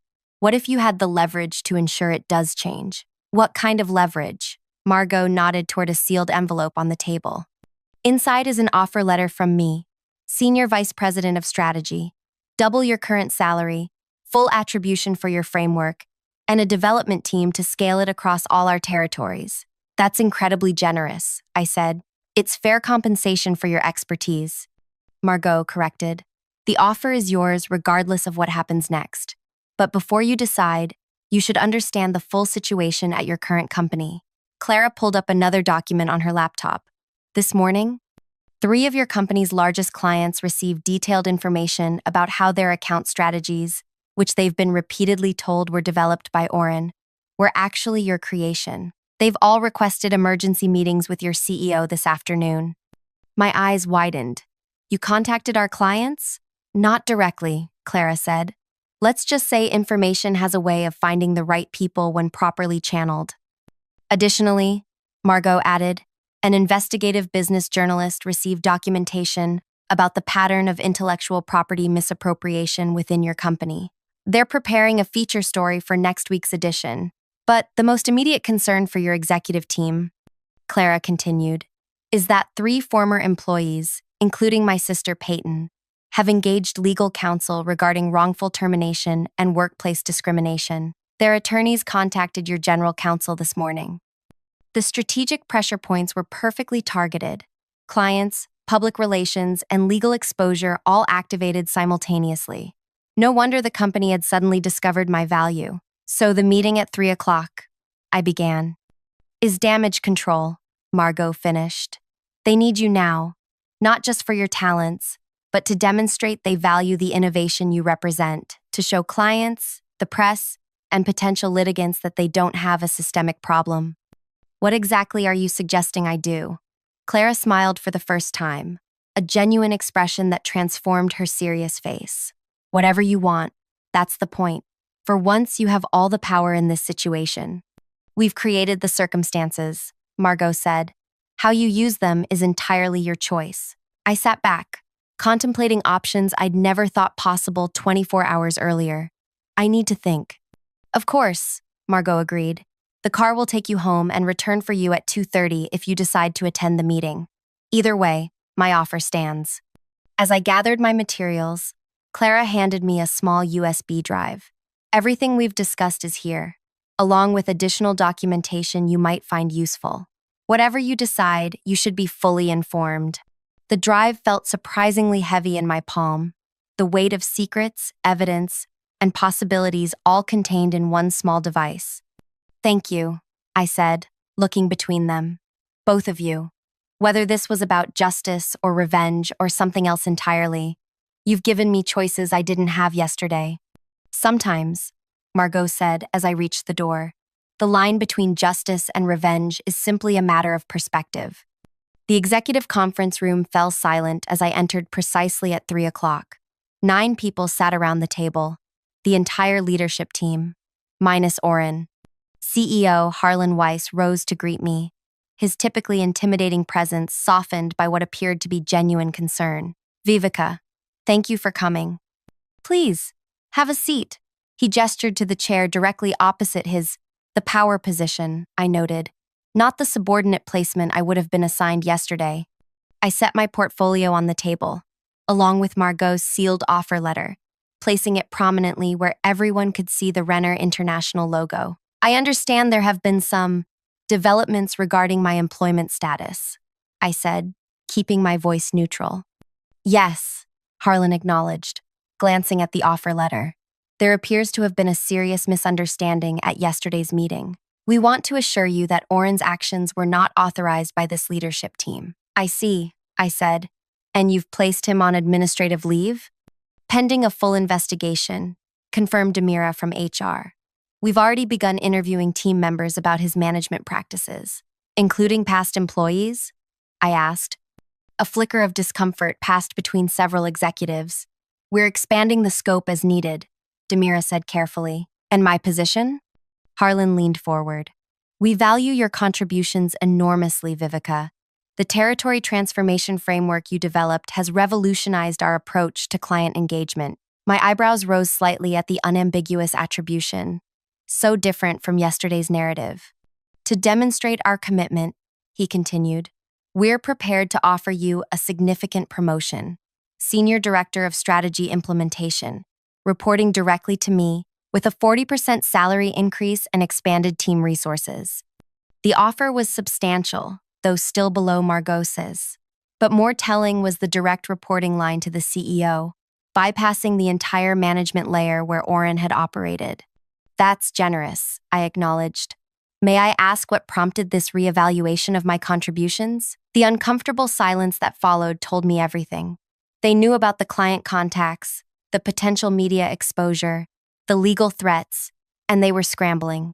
We've been impressed with your work for some time, Harlan attempted.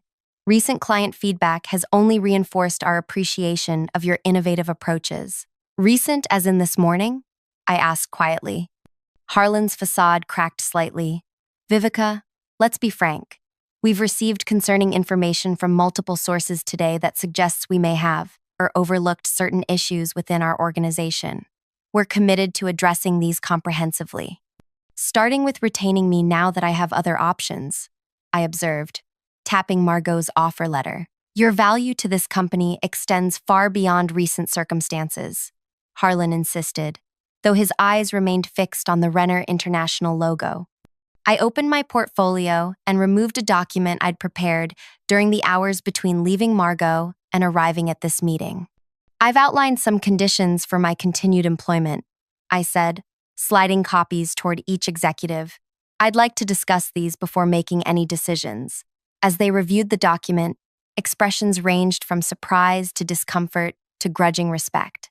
My conditions were extensive: full attribution for my framework, review of all performance evaluations conducted by Oren over the past 5 years, establishment of an intellectual property attribution protocol, and creation of a mentorship program specifically designed to support women in strategy roles. These are substantial requests, Harlan said finally.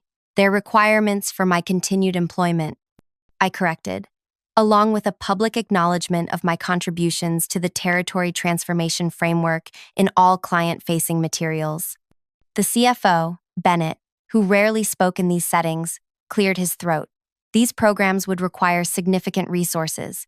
The mentorship initiative alone, CAT, would help prevent the company from losing valuable talent, I interrupted, and potentially avoid expensive legal actions like the ones being prepared by former employees. The mention of legal action silenced further objections. Harlan studied me with new awareness, clearly reassessing the situation and my unexpected leverage. We need time to review these requirements properly, he said finally. Of course, I agreed. I have another meeting with Margot Renner at 5 to discuss her offer. I can provide my decision by 9 tomorrow morning. As I stood to leave, Harlan asked the question I'd been waiting for. What exactly happened with Oren? From your perspective? I paused, considering how to answer. He systematically claimed credit for innovations he didn't create, manipulated performance metrics to control narratives, and eliminated people he perceived as threats to his position, particularly women who demonstrated exceptional capabilities. And you have evidence of this pattern? Harlan pressed. Extensive documentation, I confirmed, as do others. The tension in the room was palpable as the implications settled over the leadership team. Whatever they had known, or chosen not to know, about Oren's methods, they could no longer claim ignorance. 9 tomorrow morning, Harlan confirmed. We'll have our response to your conditions by then. As I reached the door, I turned back with one final thought. You should know that Peyton Voss was right 2 years ago.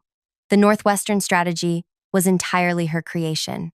Oren didn't contribute a single element. I left them with that uncomfortable truth, knowing it would prompt them to question what else they'd missed or ignored.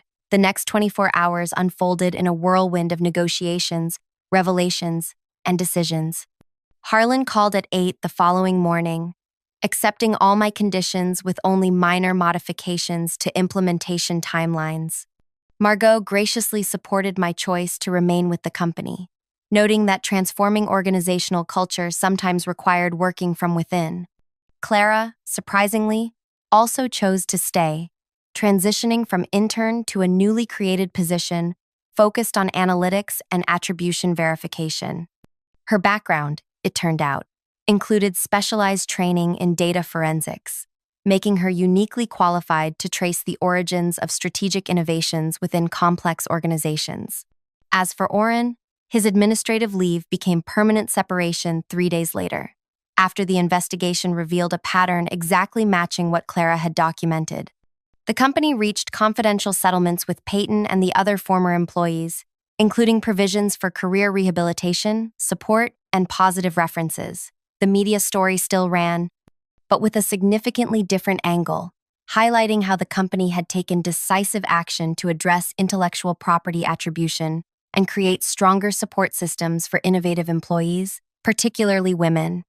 Over the following months, I implemented my territory transformation framework across all divisions, with proper attribution at every stage. The client response was overwhelmingly positive, with several specifically requesting presentations on the methodology behind our approach.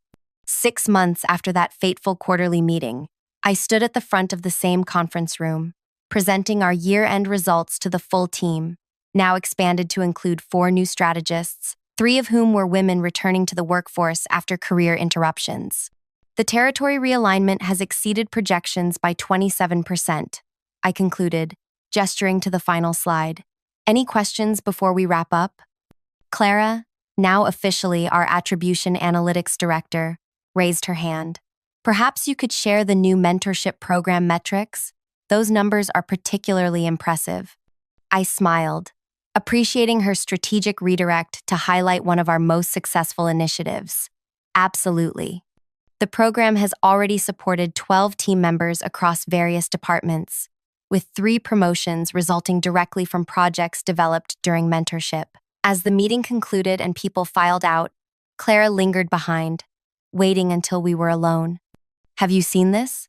she asked, sliding her tablet toward me. On the screen was a job listing for a strategy director at a mid-sized company in Denver. The description outlined responsibilities remarkably similar to Oren's former role. "Is that?" I began. Clara nodded. "He's interviewing there next week." I studied the listing, noting the emphasis on innovative approaches and transformative client strategies. "I wonder if they know about his history," I mused. "They will," Clara said simply, taking back her tablet. "By this evening, their entire executive team will receive detailed documentation about his pattern of behavior, as will every board member, their HR director, and the 3 finalists for the position, all of whom happen to be women with impressive innovation backgrounds. You're still monitoring him," I observed. "Justice isn't a single action," Clara replied. "It's an ongoing commitment." I thought about Peyton, about Elise Farrow, about the other women whose careers had been damaged or destroyed by Oren's systematic appropriation of their work. "What about Margot?" I asked. "Is she still involved in this oversight?" Clara's expression softened slightly. "Margot understands personal costs better than most. She makes resources available when needed, but the monitoring is primarily my responsibility now." "And when does it end?" I asked. "How long do you track him?" Clara considered the question carefully. "Until the pattern stops, until he can no longer position himself to harm others, until the women he targeted have fully reclaimed their professional identities." She gathered her materials, preparing to leave. Elise Farrow believed she was alone, that what happened was her personal failure rather than systematic predation. Peyton thought the same until she found others with identical experiences. No one should feel that isolation. As she reached the door, I asked the question that had lingered since that first revelation 6 months ago. Was it worth it? All the planning, the documentation, the coordination with Margot just to stop one person? Clara turned back, her expression more open than I'd ever seen it. "Ask me that question when you meet Naomi Chen next week. She's interviewing for our new strategy position, brilliant innovator, forced out of her last company after developing an award-winning client approach that her male supervisor subsequently claimed as his own." "Another of Oren's victims?" I asked. "Different predator, same pattern." Clara replied, "She doesn't know yet that she's not alone, that what happened wasn't her failure, that her innovations matter and will be properly attributed here." I understood then that what Clara and Margot had engineered wasn't simply revenge against one man, but the beginning of a system to identify and counteract a broader pattern, creating spaces where innovation would be properly attributed regardless of gender or position. "The meeting is Tuesday at 10, Clara added. "I think you'll recognize something in her experience that resonates with your own." As she left, I remained in the conference room, contemplating how completely my professional life had transformed in 6 months. From public humiliation to leadership, from isolation to community, from powerlessness to agency. The company culture was changing, slowly, imperfectly, but measurably. Attribution protocols now ensured innovations were traced to their creators. The mentorship program was creating pathways for underrepresented voices. And most importantly, people like Oren could no longer operate unchallenged in the shadows. My phone buzzed with a text from Clara. Confirmed. Denver company just pulled the strategy director listing. Board chair requesting emergency meeting about hiring practices. I smiled, picturing Oren receiving the news that yet another opportunity had vanished. Not through bad luck or timing, but because his pattern had been exposed by a network of women he had underestimated. Women who had transformed their individual experiences of injustice into a system of accountability that would follow him wherever he went. The most fitting revenge wasn't a single dramatic moment of humiliation. It was the quiet, relentless dismantling of the conditions that had allowed him to thrive at others' expense. It was creating a world where his methods no longer worked, where claiming others' innovations became impossible because attribution was verified, where isolating targets became futile because support networks existed, where manipulating metrics failed because transparent evaluation systems were in place. Clara hadn't just helped me reclaim my career. She had shown me how to transform an individual victory into systemic change, how justice for one could become protection for many. And in doing so, she had given me something far more valuable than revenge: purpose. If this story resonated with you, please take a moment to like, comment, and subscribe. Your support helps more stories like this reach people who need to hear them. Have you ever witnessed someone taking credit for another person's work? Or have you experienced it yourself? Share your thoughts in the comments below. You never know who might find strength in knowing they're not alone. I stared at the number on the monitor as it flashed from green to red. My performance score: a 43 out of 100. This can't be right, I whispered, feeling the air leave my lungs. Across the table, my boss Lane wouldn't meet my eyes. Her fingers tapped nervously against her tablet as the projector displayed my abysmal results to the empty conference room. Productivity below expectations, communication ineffective, team integration problematic. The words blurred together as I tried to make sense of what I was seeing. I don't understand, I said. Last quarter, I scored an 87. I've led 2 major projects since then, both delivered ahead of schedule. Lane cleared her throat. The metrics don't lie, Penny. The metrics don't lie. But someone certainly had. I leaned forward, scrolling through the detailed breakdown, numbers and assessments that contradicted everything I'd accomplished over the past year. Projects I'd rescued, ideas that had saved the company thousands.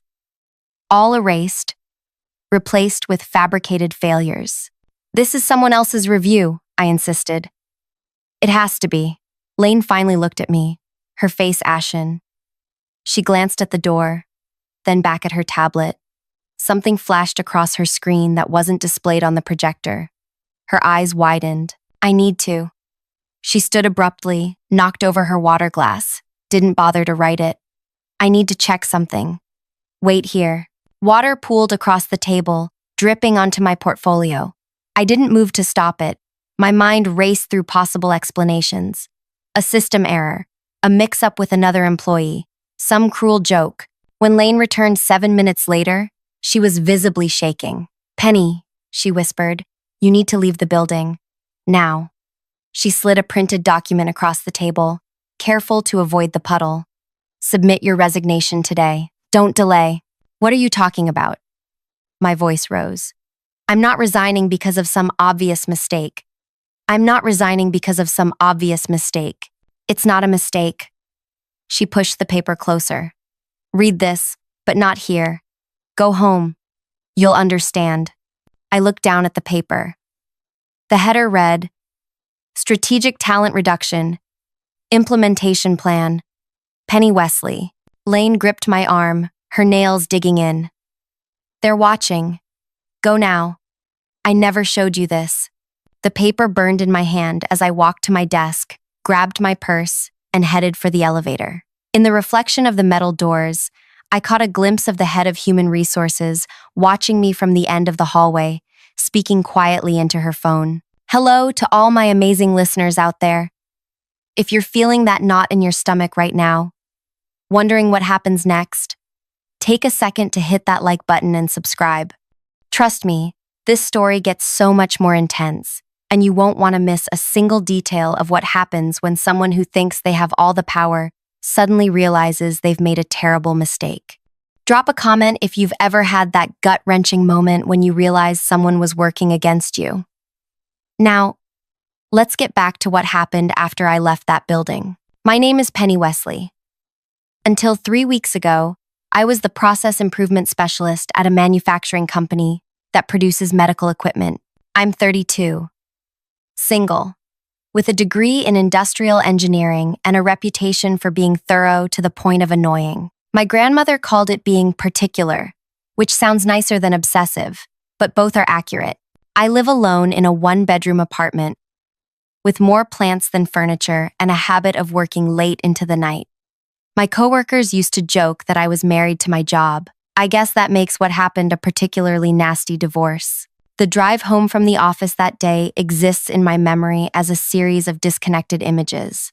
Red traffic lights blurring through tears, my knuckles white against the steering wheel, the rumble of my tires on the shoulder when I had to pull over because I couldn't breathe. It wasn't until I was sitting at my kitchen table, a cup of untouched tea growing cold beside me, that I finally unfolded the document Lane had risked her job to give me. Strategic Talent Reduction Implementation Plan was corporate speak for something much uglier. As I read through the 5 pages, my hands trembled so badly that I had to place them flat against the table. The document detailed a 6-month plan to systematically destroy my confidence, reputation, and career. It included specific tactics: reassigning my successful projects to others, scheduling me for impossible deadlines, excluding me from meetings, then penalizing me for being uninformed, documenting fabricated performance issues. The final page included a timeline for my expected voluntary separation and a script for handling my exit interview. My crime? I had raised concerns about a new production process that prioritized speed over safety. I had data showing potential risks to both workers and patients. I had suggested alternatives that would cost more initially, but prevent problems long-term. The signature at the bottom of the document belonged to Weston, the chief operations officer who had personally praised my work just 2 months earlier. I read it 3 times, looking for some indication that this wasn't real. Then I went to the bathroom and threw up. That night, I didn't sleep. I sat on my balcony watching the city lights, trying to reconcile the company I thought I knew with the one that had plotted my destruction. Dawn found me still there, a blanket wrapped around my shoulders, my mind racing between disbelief, rage, and a deep, cutting hurt. By morning, I had convinced myself there had to be an explanation. Perhaps this was a draft someone had created but never implemented. Maybe it was meant for someone else. I would go back, demand answers, fight this. Then my phone chimed with an email. Acceptance of resignation from Human Resources. Thanking me for my verbal resignation given to Lane yesterday. Confirming my employment had been terminated effective immediately. I never gave any resignation. Another email followed minutes later.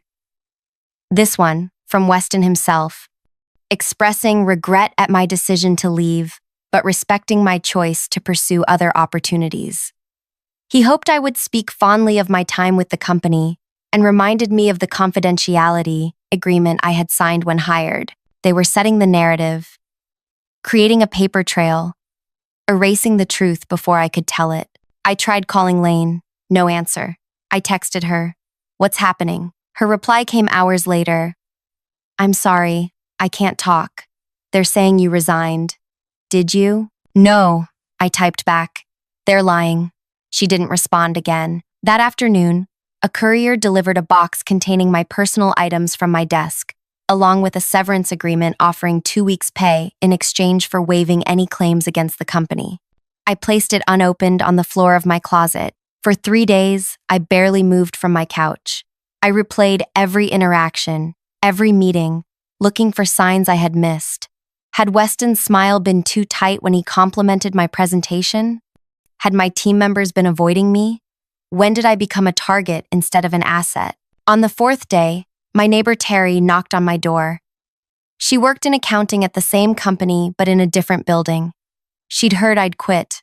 "Everyone's talking about it," she said, sitting awkwardly on my unmade couch. "They're saying you had some kind of breakdown during your review." I showed her the document. Her face paled as she read. "Penny," she whispered. "This isn't the first one I've seen." Terry sank deeper into my couch.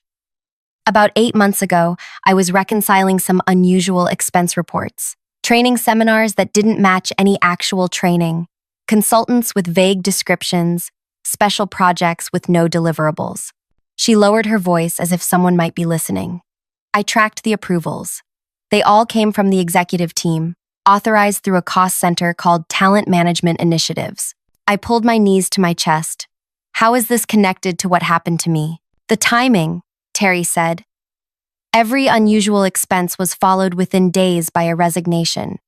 23 in the past year." She paused. "All high performers who had recently raised concerns about something." My mouth went dry. 23 people? That I could track. There might be more. Terry hesitated. One was my friend Alec from Product Safety.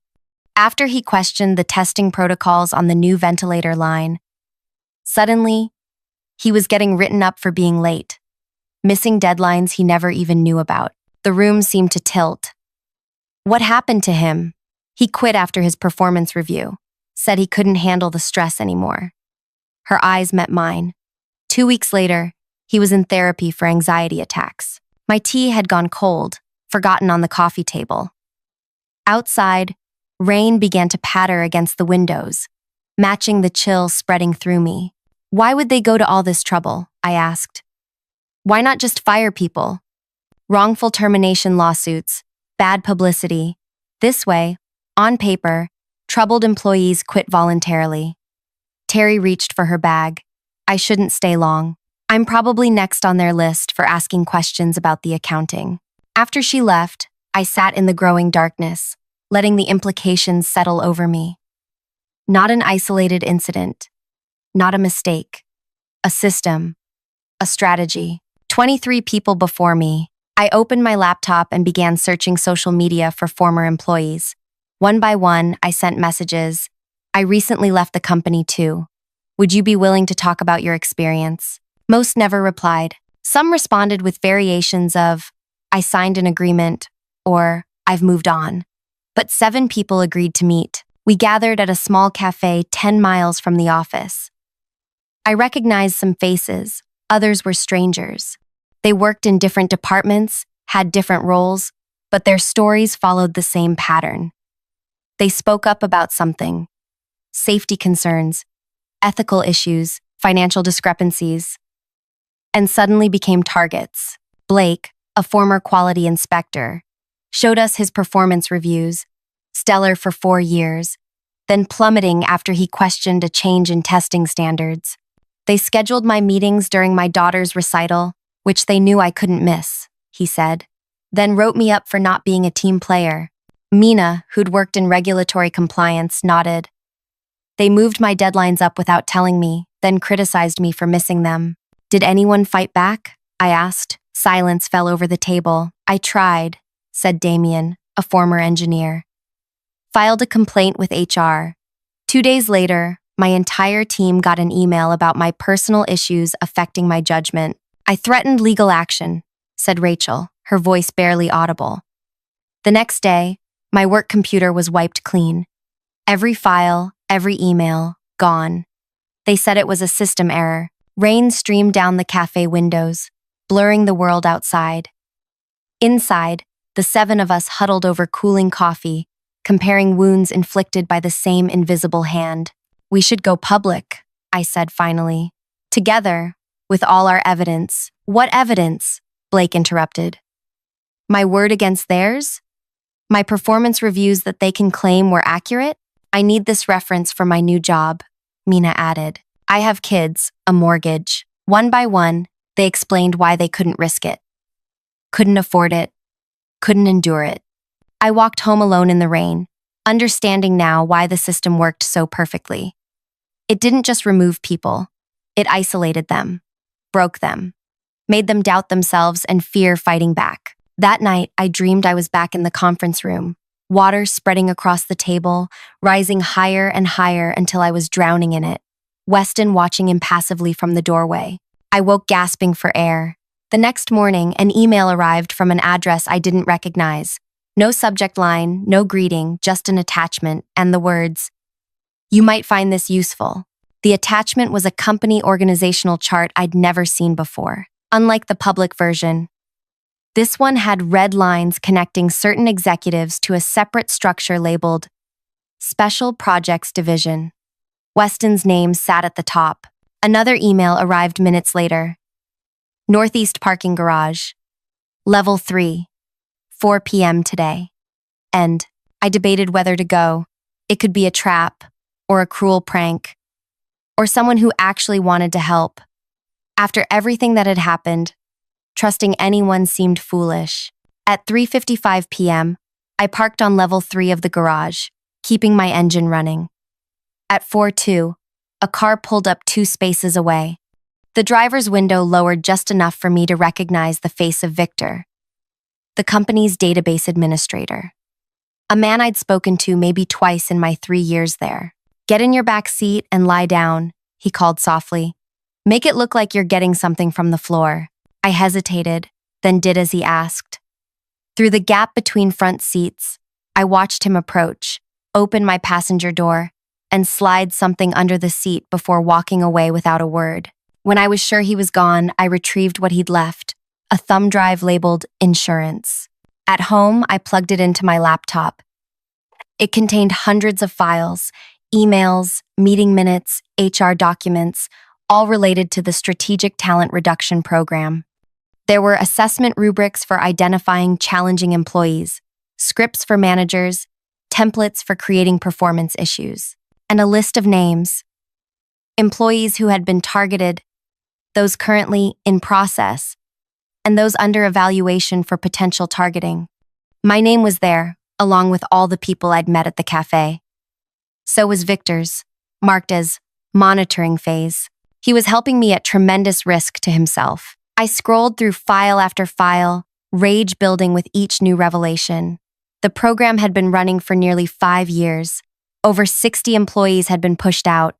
The company had saved millions in severance they would have paid for layoffs, while avoiding any public relations issues or legal scrutiny. It was elegant in its cruelty, effective in its simplicity, and completely, utterly illegal. I stayed up all night copying files, organizing evidence, making notes. By morning, I had a clear picture of what had happened, not just to me, but to dozens of others. What I didn't have was a plan.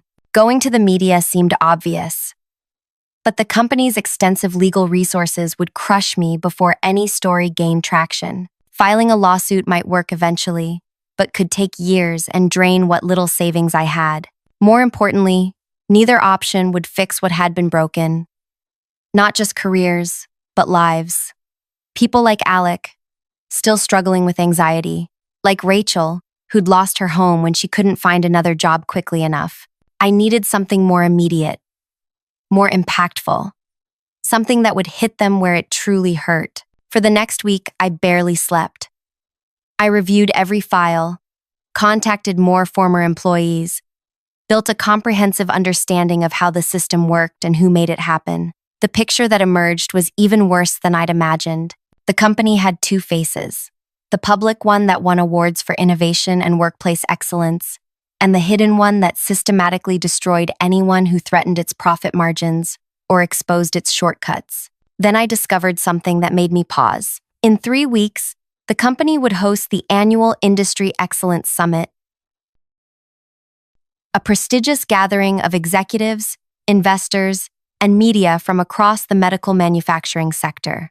Weston was scheduled to deliver the keynote address on building a culture of innovation and integrity. The irony might have been amusing if it weren't so enraging. As I stared at the summit agenda, something clicked into place. An idea, dangerous, possibly career-ending for me, but potentially powerful enough to matter. I needed help. I called the group from the cafe, plus others I'd connected with since. 15 former employees agreed to meet at my apartment on a Saturday afternoon. Some brought partners for support.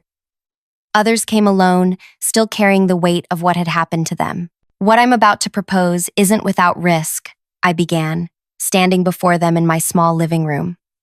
"If you want to walk away after hearing it, I understand completely." I laid out what I'd learned, what Victor had risked to share, and what I thought we could do. As I spoke, I watched their expressions shift from resignation to interest to something I hadn't seen before: hope. When I finished, the room was quiet. Then, Blake stood up. "I lost more than a job," he said. "I lost belief in myself. My daughter saw me cry for the first time." His voice cracked. "I'm in." One by one, others joined. Not everyone. Some had too much at stake, too much to lose. I respected their choice and promised to protect their identities regardless. But 11 people stayed, gathering around my kitchen table as we began to plan. We worked through the night, mapping out every detail, anticipating obstacles, preparing contingencies. By sunrise, we had something that might actually work. Something that could expose the truth without risking legal retaliation. Something that might bring a measure of justice not just for us, but for everyone who would come after us if nothing changed. The plan hinged on the summit, the moment when the company would be most visible, most vulnerable to public scrutiny. We had 17 days to prepare. On day 3 of our preparations, Victor messaged me. "They're looking for the files.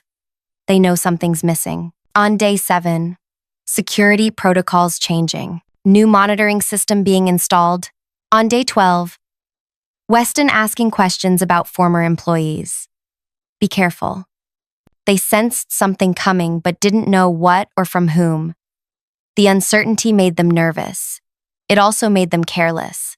As the summit approached, our group met daily, refining our approach, supporting each other through moments of doubt and fear. Some had never stood up to authority before. Others had tried and been crushed for it. All carried scars from what the company had done to them. Working together began to heal something in each of us. Purpose replaced powerlessness. Solidarity overcame isolation. Even as anxiety about what we planned to do grew stronger, so did our resolve to see it through. The night before the summit, we gathered one last time to review everything. The room hummed with nervous energy. "What if it doesn't work?" Mina asked, voicing what everyone was thinking. "What if we do all this and nothing changes?" I looked around at these people who had become my allies, my friends. People who had every reason to stay hidden but chose to stand up. "Then at least we tried," I said. "At least we didn't let them win by staying silent." Rachel, who had barely spoken during our planning sessions, suddenly squared her shoulders. "They took enough from me," she said. "They don't get to take my voice too." We raised our glasses in silent agreement. As everyone prepared to leave, Blake pulled me aside. "Are you sure about tomorrow? Once we start this, there's no going back." I thought about my sleepless nights, the panic attacks that now came without warning, the career I'd worked so hard to build, all destroyed by people who saw me as disposable. "I'm sure," I said. "See you tomorrow." After everyone left, I sat alone in my apartment, staring at the evidence we'd gathered, the plan we'd crafted. So many things could go wrong. So many ways we could fail. My phone chimed with a text from Victor. "Security meeting just ended. They're adding guards for tomorrow's event. Someone's nervous." They should be, I thought. I packed my bag for the next day, hands steady despite everything. The summit began at 9 a.m. By noon, the company would never be the same. I just hoped we'd all still be standing when it was over. The summit was being held at the Grand Central Hotel, a gleaming glass structure downtown. I arrived 2 hours early as planned. The venue buzzed with staff arranging chairs, testing microphones, and hanging banners emblazoned with the company logo and the summit theme. Innovation with integrity. I nearly laughed at the irony. From my position near the registration table, I watched attendees filter in, executives in expensive suits, industry journalists with press badges, investors eager to hear about the company's projected growth. None of them knew what was coming. Blake arrived at 8:15, nodding subtly as he collected his visitor badge. Mina and Rachel came together at 8:30, looking professional and unremarkable in their business attire. One by one, our group assembled, dispersing throughout the venue as we'd practiced, none acknowledging the others. At 8:45, my phone vibrated with a text from Victor. Weston just arrived. He's with the PR director and 2 security personnel. My heart rate spiked. Extra security hadn't been part of our calculations.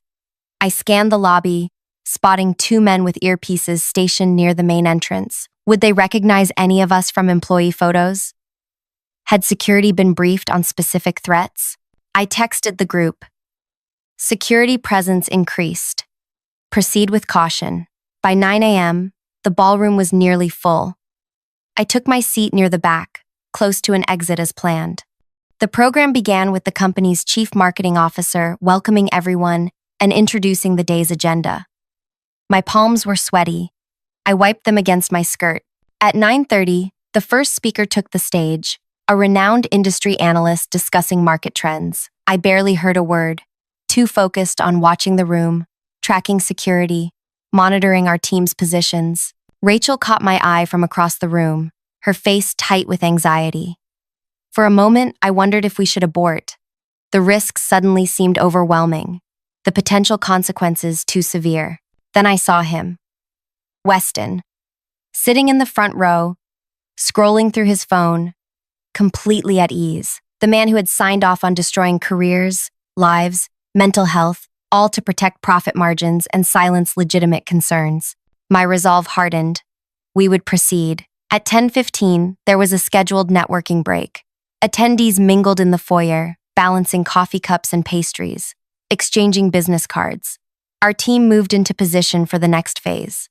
I stationed myself near the ballroom entrance, watching the minutes tick by. At 10:29, disaster struck.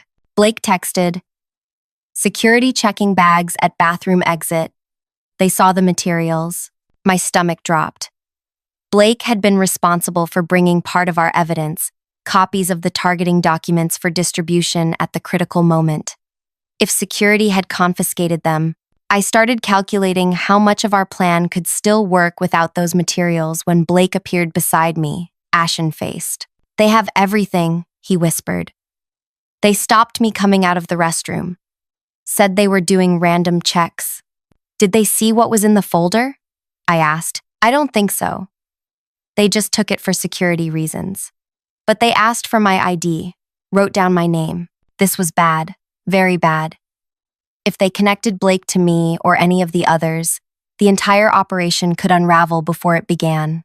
I texted the group, "Plan B, now." Plan B was riskier, less controlled, but still possible.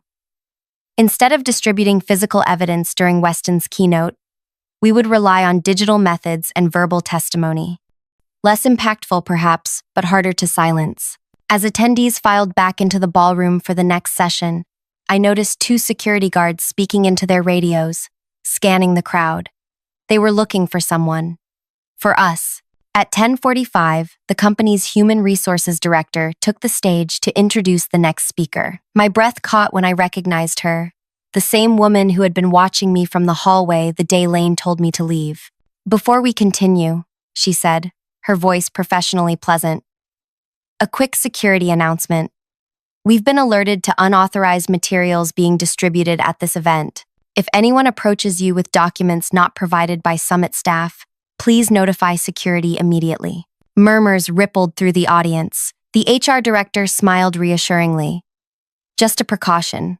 Now, please welcome our Vice President of Operations, who will discuss our award-winning safety protocols." My phone buzzed with panicked messages from our team. They know. Should we leave? Are they going to arrest us? I took a deep breath and typed, "Stay calm. Proceed as planned. They're nervous, which means we have power." For the next hour, I sat through presentations about the company's commitments to quality, safety, and employee development, all lies wrapped in glossy corporate language. My anger grew with each slide, each carefully crafted falsehood. At 11:50, the moment approached. Weston would take the stage at noon for his keynote address. Security presence had increased. I now counted 6 guards positioned around the room. I texted Victor. Status? His reply was immediate. Ready. At 11:55, the HR director returned to the stage. Ladies and gentlemen, please join me in welcoming our Chief Operations Officer, Thomas Weston, who will deliver today's keynote address, Building a Culture of Innovation and Integrity. Applause filled the room as Weston stood, buttoning his suit jacket, his expression confident as he approached the podium. Behind him, the giant screen displayed the company logo and his presentation title. And then it changed. The screen flickered, and suddenly, instead of Weston's prepared slides, it showed an internal email. His email. To the head of Human Resources. Subject line, Strategic Talent Reduction Program. The text was large enough for everyone to read. The Wesley situation has been handled. Implement the exit strategy as discussed. Remember, this stays within the executive team only. Weston froze mid-step. The audience's confused murmurs grew louder as the screen changed again, displaying a list of names. 63 employees who had been targeted, along with the official reason for their departure and the real reason they'd been pushed out. My name was highlighted. Official. Voluntary resignation due to performance issues. Actual. Raised safety concerns about production line changes that would impact Q4 profits. Victor had come through. As the company's database administrator, he had access to the audiovisual systems. He had had broadcast access, and he'd just used that access to broadcast what was never meant to be seen. Weston spun around, staring at the screen in horror. "Cut the feed!" he shouted to the tech booth. "Cut it now!" But Victor had locked them out. The presentation continued, showing document after document. The templates used to fabricate performance issues, the scripts given to managers, the tracking system used to monitor the progress of breaking down targeted employees. The room erupted in chaos. Journalists pulled out phones, taking photos of the screen. Industry executives whispered urgently to each other. The security team rushed toward the tech booth, but the damage was already done. In the midst of the commotion, I stood up. "My name is Penny Wesley," I said, my voice carrying across the now silent room. "That's my name on the screen. I was targeted because I identified safety issues that might have reduced quarterly profits by 3%. All eyes turned to me. I felt a moment of terror, then strange calm. "I'm not alone," I continued. Around the room, others from our group stood. Blake Chen, targeted for questioning testing shortcut protocols. Blake Chen. Mina Jordan, targeted for reporting regulatory compliance concerns. Rachel Torres, targeted for documenting worker injuries resulting from accelerated production timelines. One by one, we introduced ourselves and our crimes. 11 former employees, standing tall among hundreds of industry leaders and media representatives. Weston's face had gone from shocked to furious. He pointed at me. "Security! Remove these people immediately." Before security could react, the doors at the back of the ballroom opened. Lane walked in, followed by 7 current employees, people I recognized from different departments. My former supervisor looked directly at me, then turned to address the room. "What they're saying is true," she said, her voice shaking but determined. "I was ordered to falsify Penny's performance review. I was told my own job depended on it." She held up a folder. "I have the documentation to prove it." The security team hesitated, looking to Weston for direction. He had gone pale, eyes darting between the screens, still displaying evidence, the former employees standing throughout the room, and the journalists furiously taking notes. "This is absurd," he finally sputtered into the microphone. "These are disgruntled former employees making unfounded accusations. This presentation has been hacked, the documents fabricated." That's when Rachel stepped forward, pulling out her phone. "I recorded our meeting," she said. "The one where you told me either I quit or you'd make sure I never worked in this industry again. Would you like me to play it?" She didn't wait for an answer. instead pressing play on a crystal-clear recording of Weston's voice. Your choice is simple, Rachel. Resign quietly. Or, we'll ensure your reputation is so damaged no company in this sector will touch you. We've done it before. The ballroom had gone completely silent. Investors began quietly leaving their seats, heading for the exits. The company's stock price would be plummeting as news spread. Weston grabbed his phone, frantically texting someone, likely the legal team. Too late. The story was already out, being captured by every journalist in the room.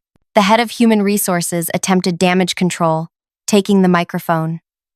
We take these allegations very seriously and will conduct a thorough investigation. Blake cut her off. You're named in 37 of the documents currently displayed behind you.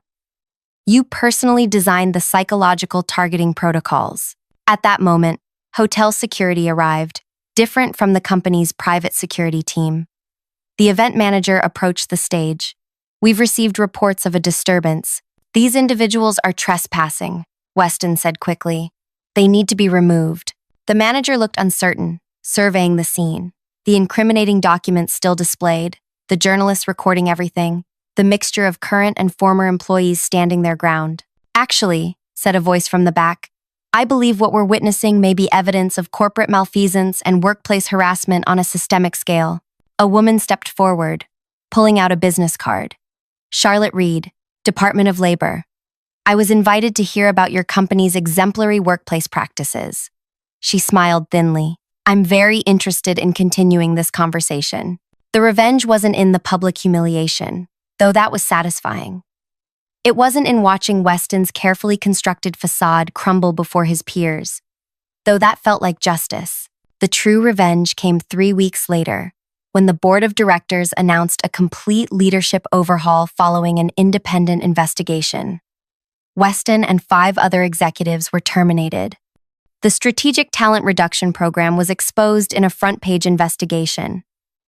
Class action lawsuits were filed on behalf of all targeted employees. The company implemented a whistleblower protection program and established an independent ethics committee with real authority. They reached out to former employees with offers of reinstatement, back pay, and public apologies. I didn't go back. Neither did most of us. But we had accomplished something that mattered. Not just personal vindication, but systemic change that would protect others. 6 months later, I started my own consulting firm, specializing in ethical workplace practices and employee advocacy. My first clients? Former colleagues who had been through the same ordeal. The last time I saw Lane, she had been promoted to director of the newly formed Employee Advocacy Department. We're building something better, she told me. Something real this time. I believed her. Sometimes the best revenge isn't destroying what hurt you, but transforming it into something that can never hurt anyone else again. If this story resonated with you, please hit that like button and subscribe for more true stories of justice and transformation. Have you ever witnessed workplace injustice or stood up against a broken system? Share your experience in the comments below. Remember, your voice matters. Sometimes it's the only thing powerful enough to create real change. Thank you for listening to my journey from targeted employee to architect of accountability.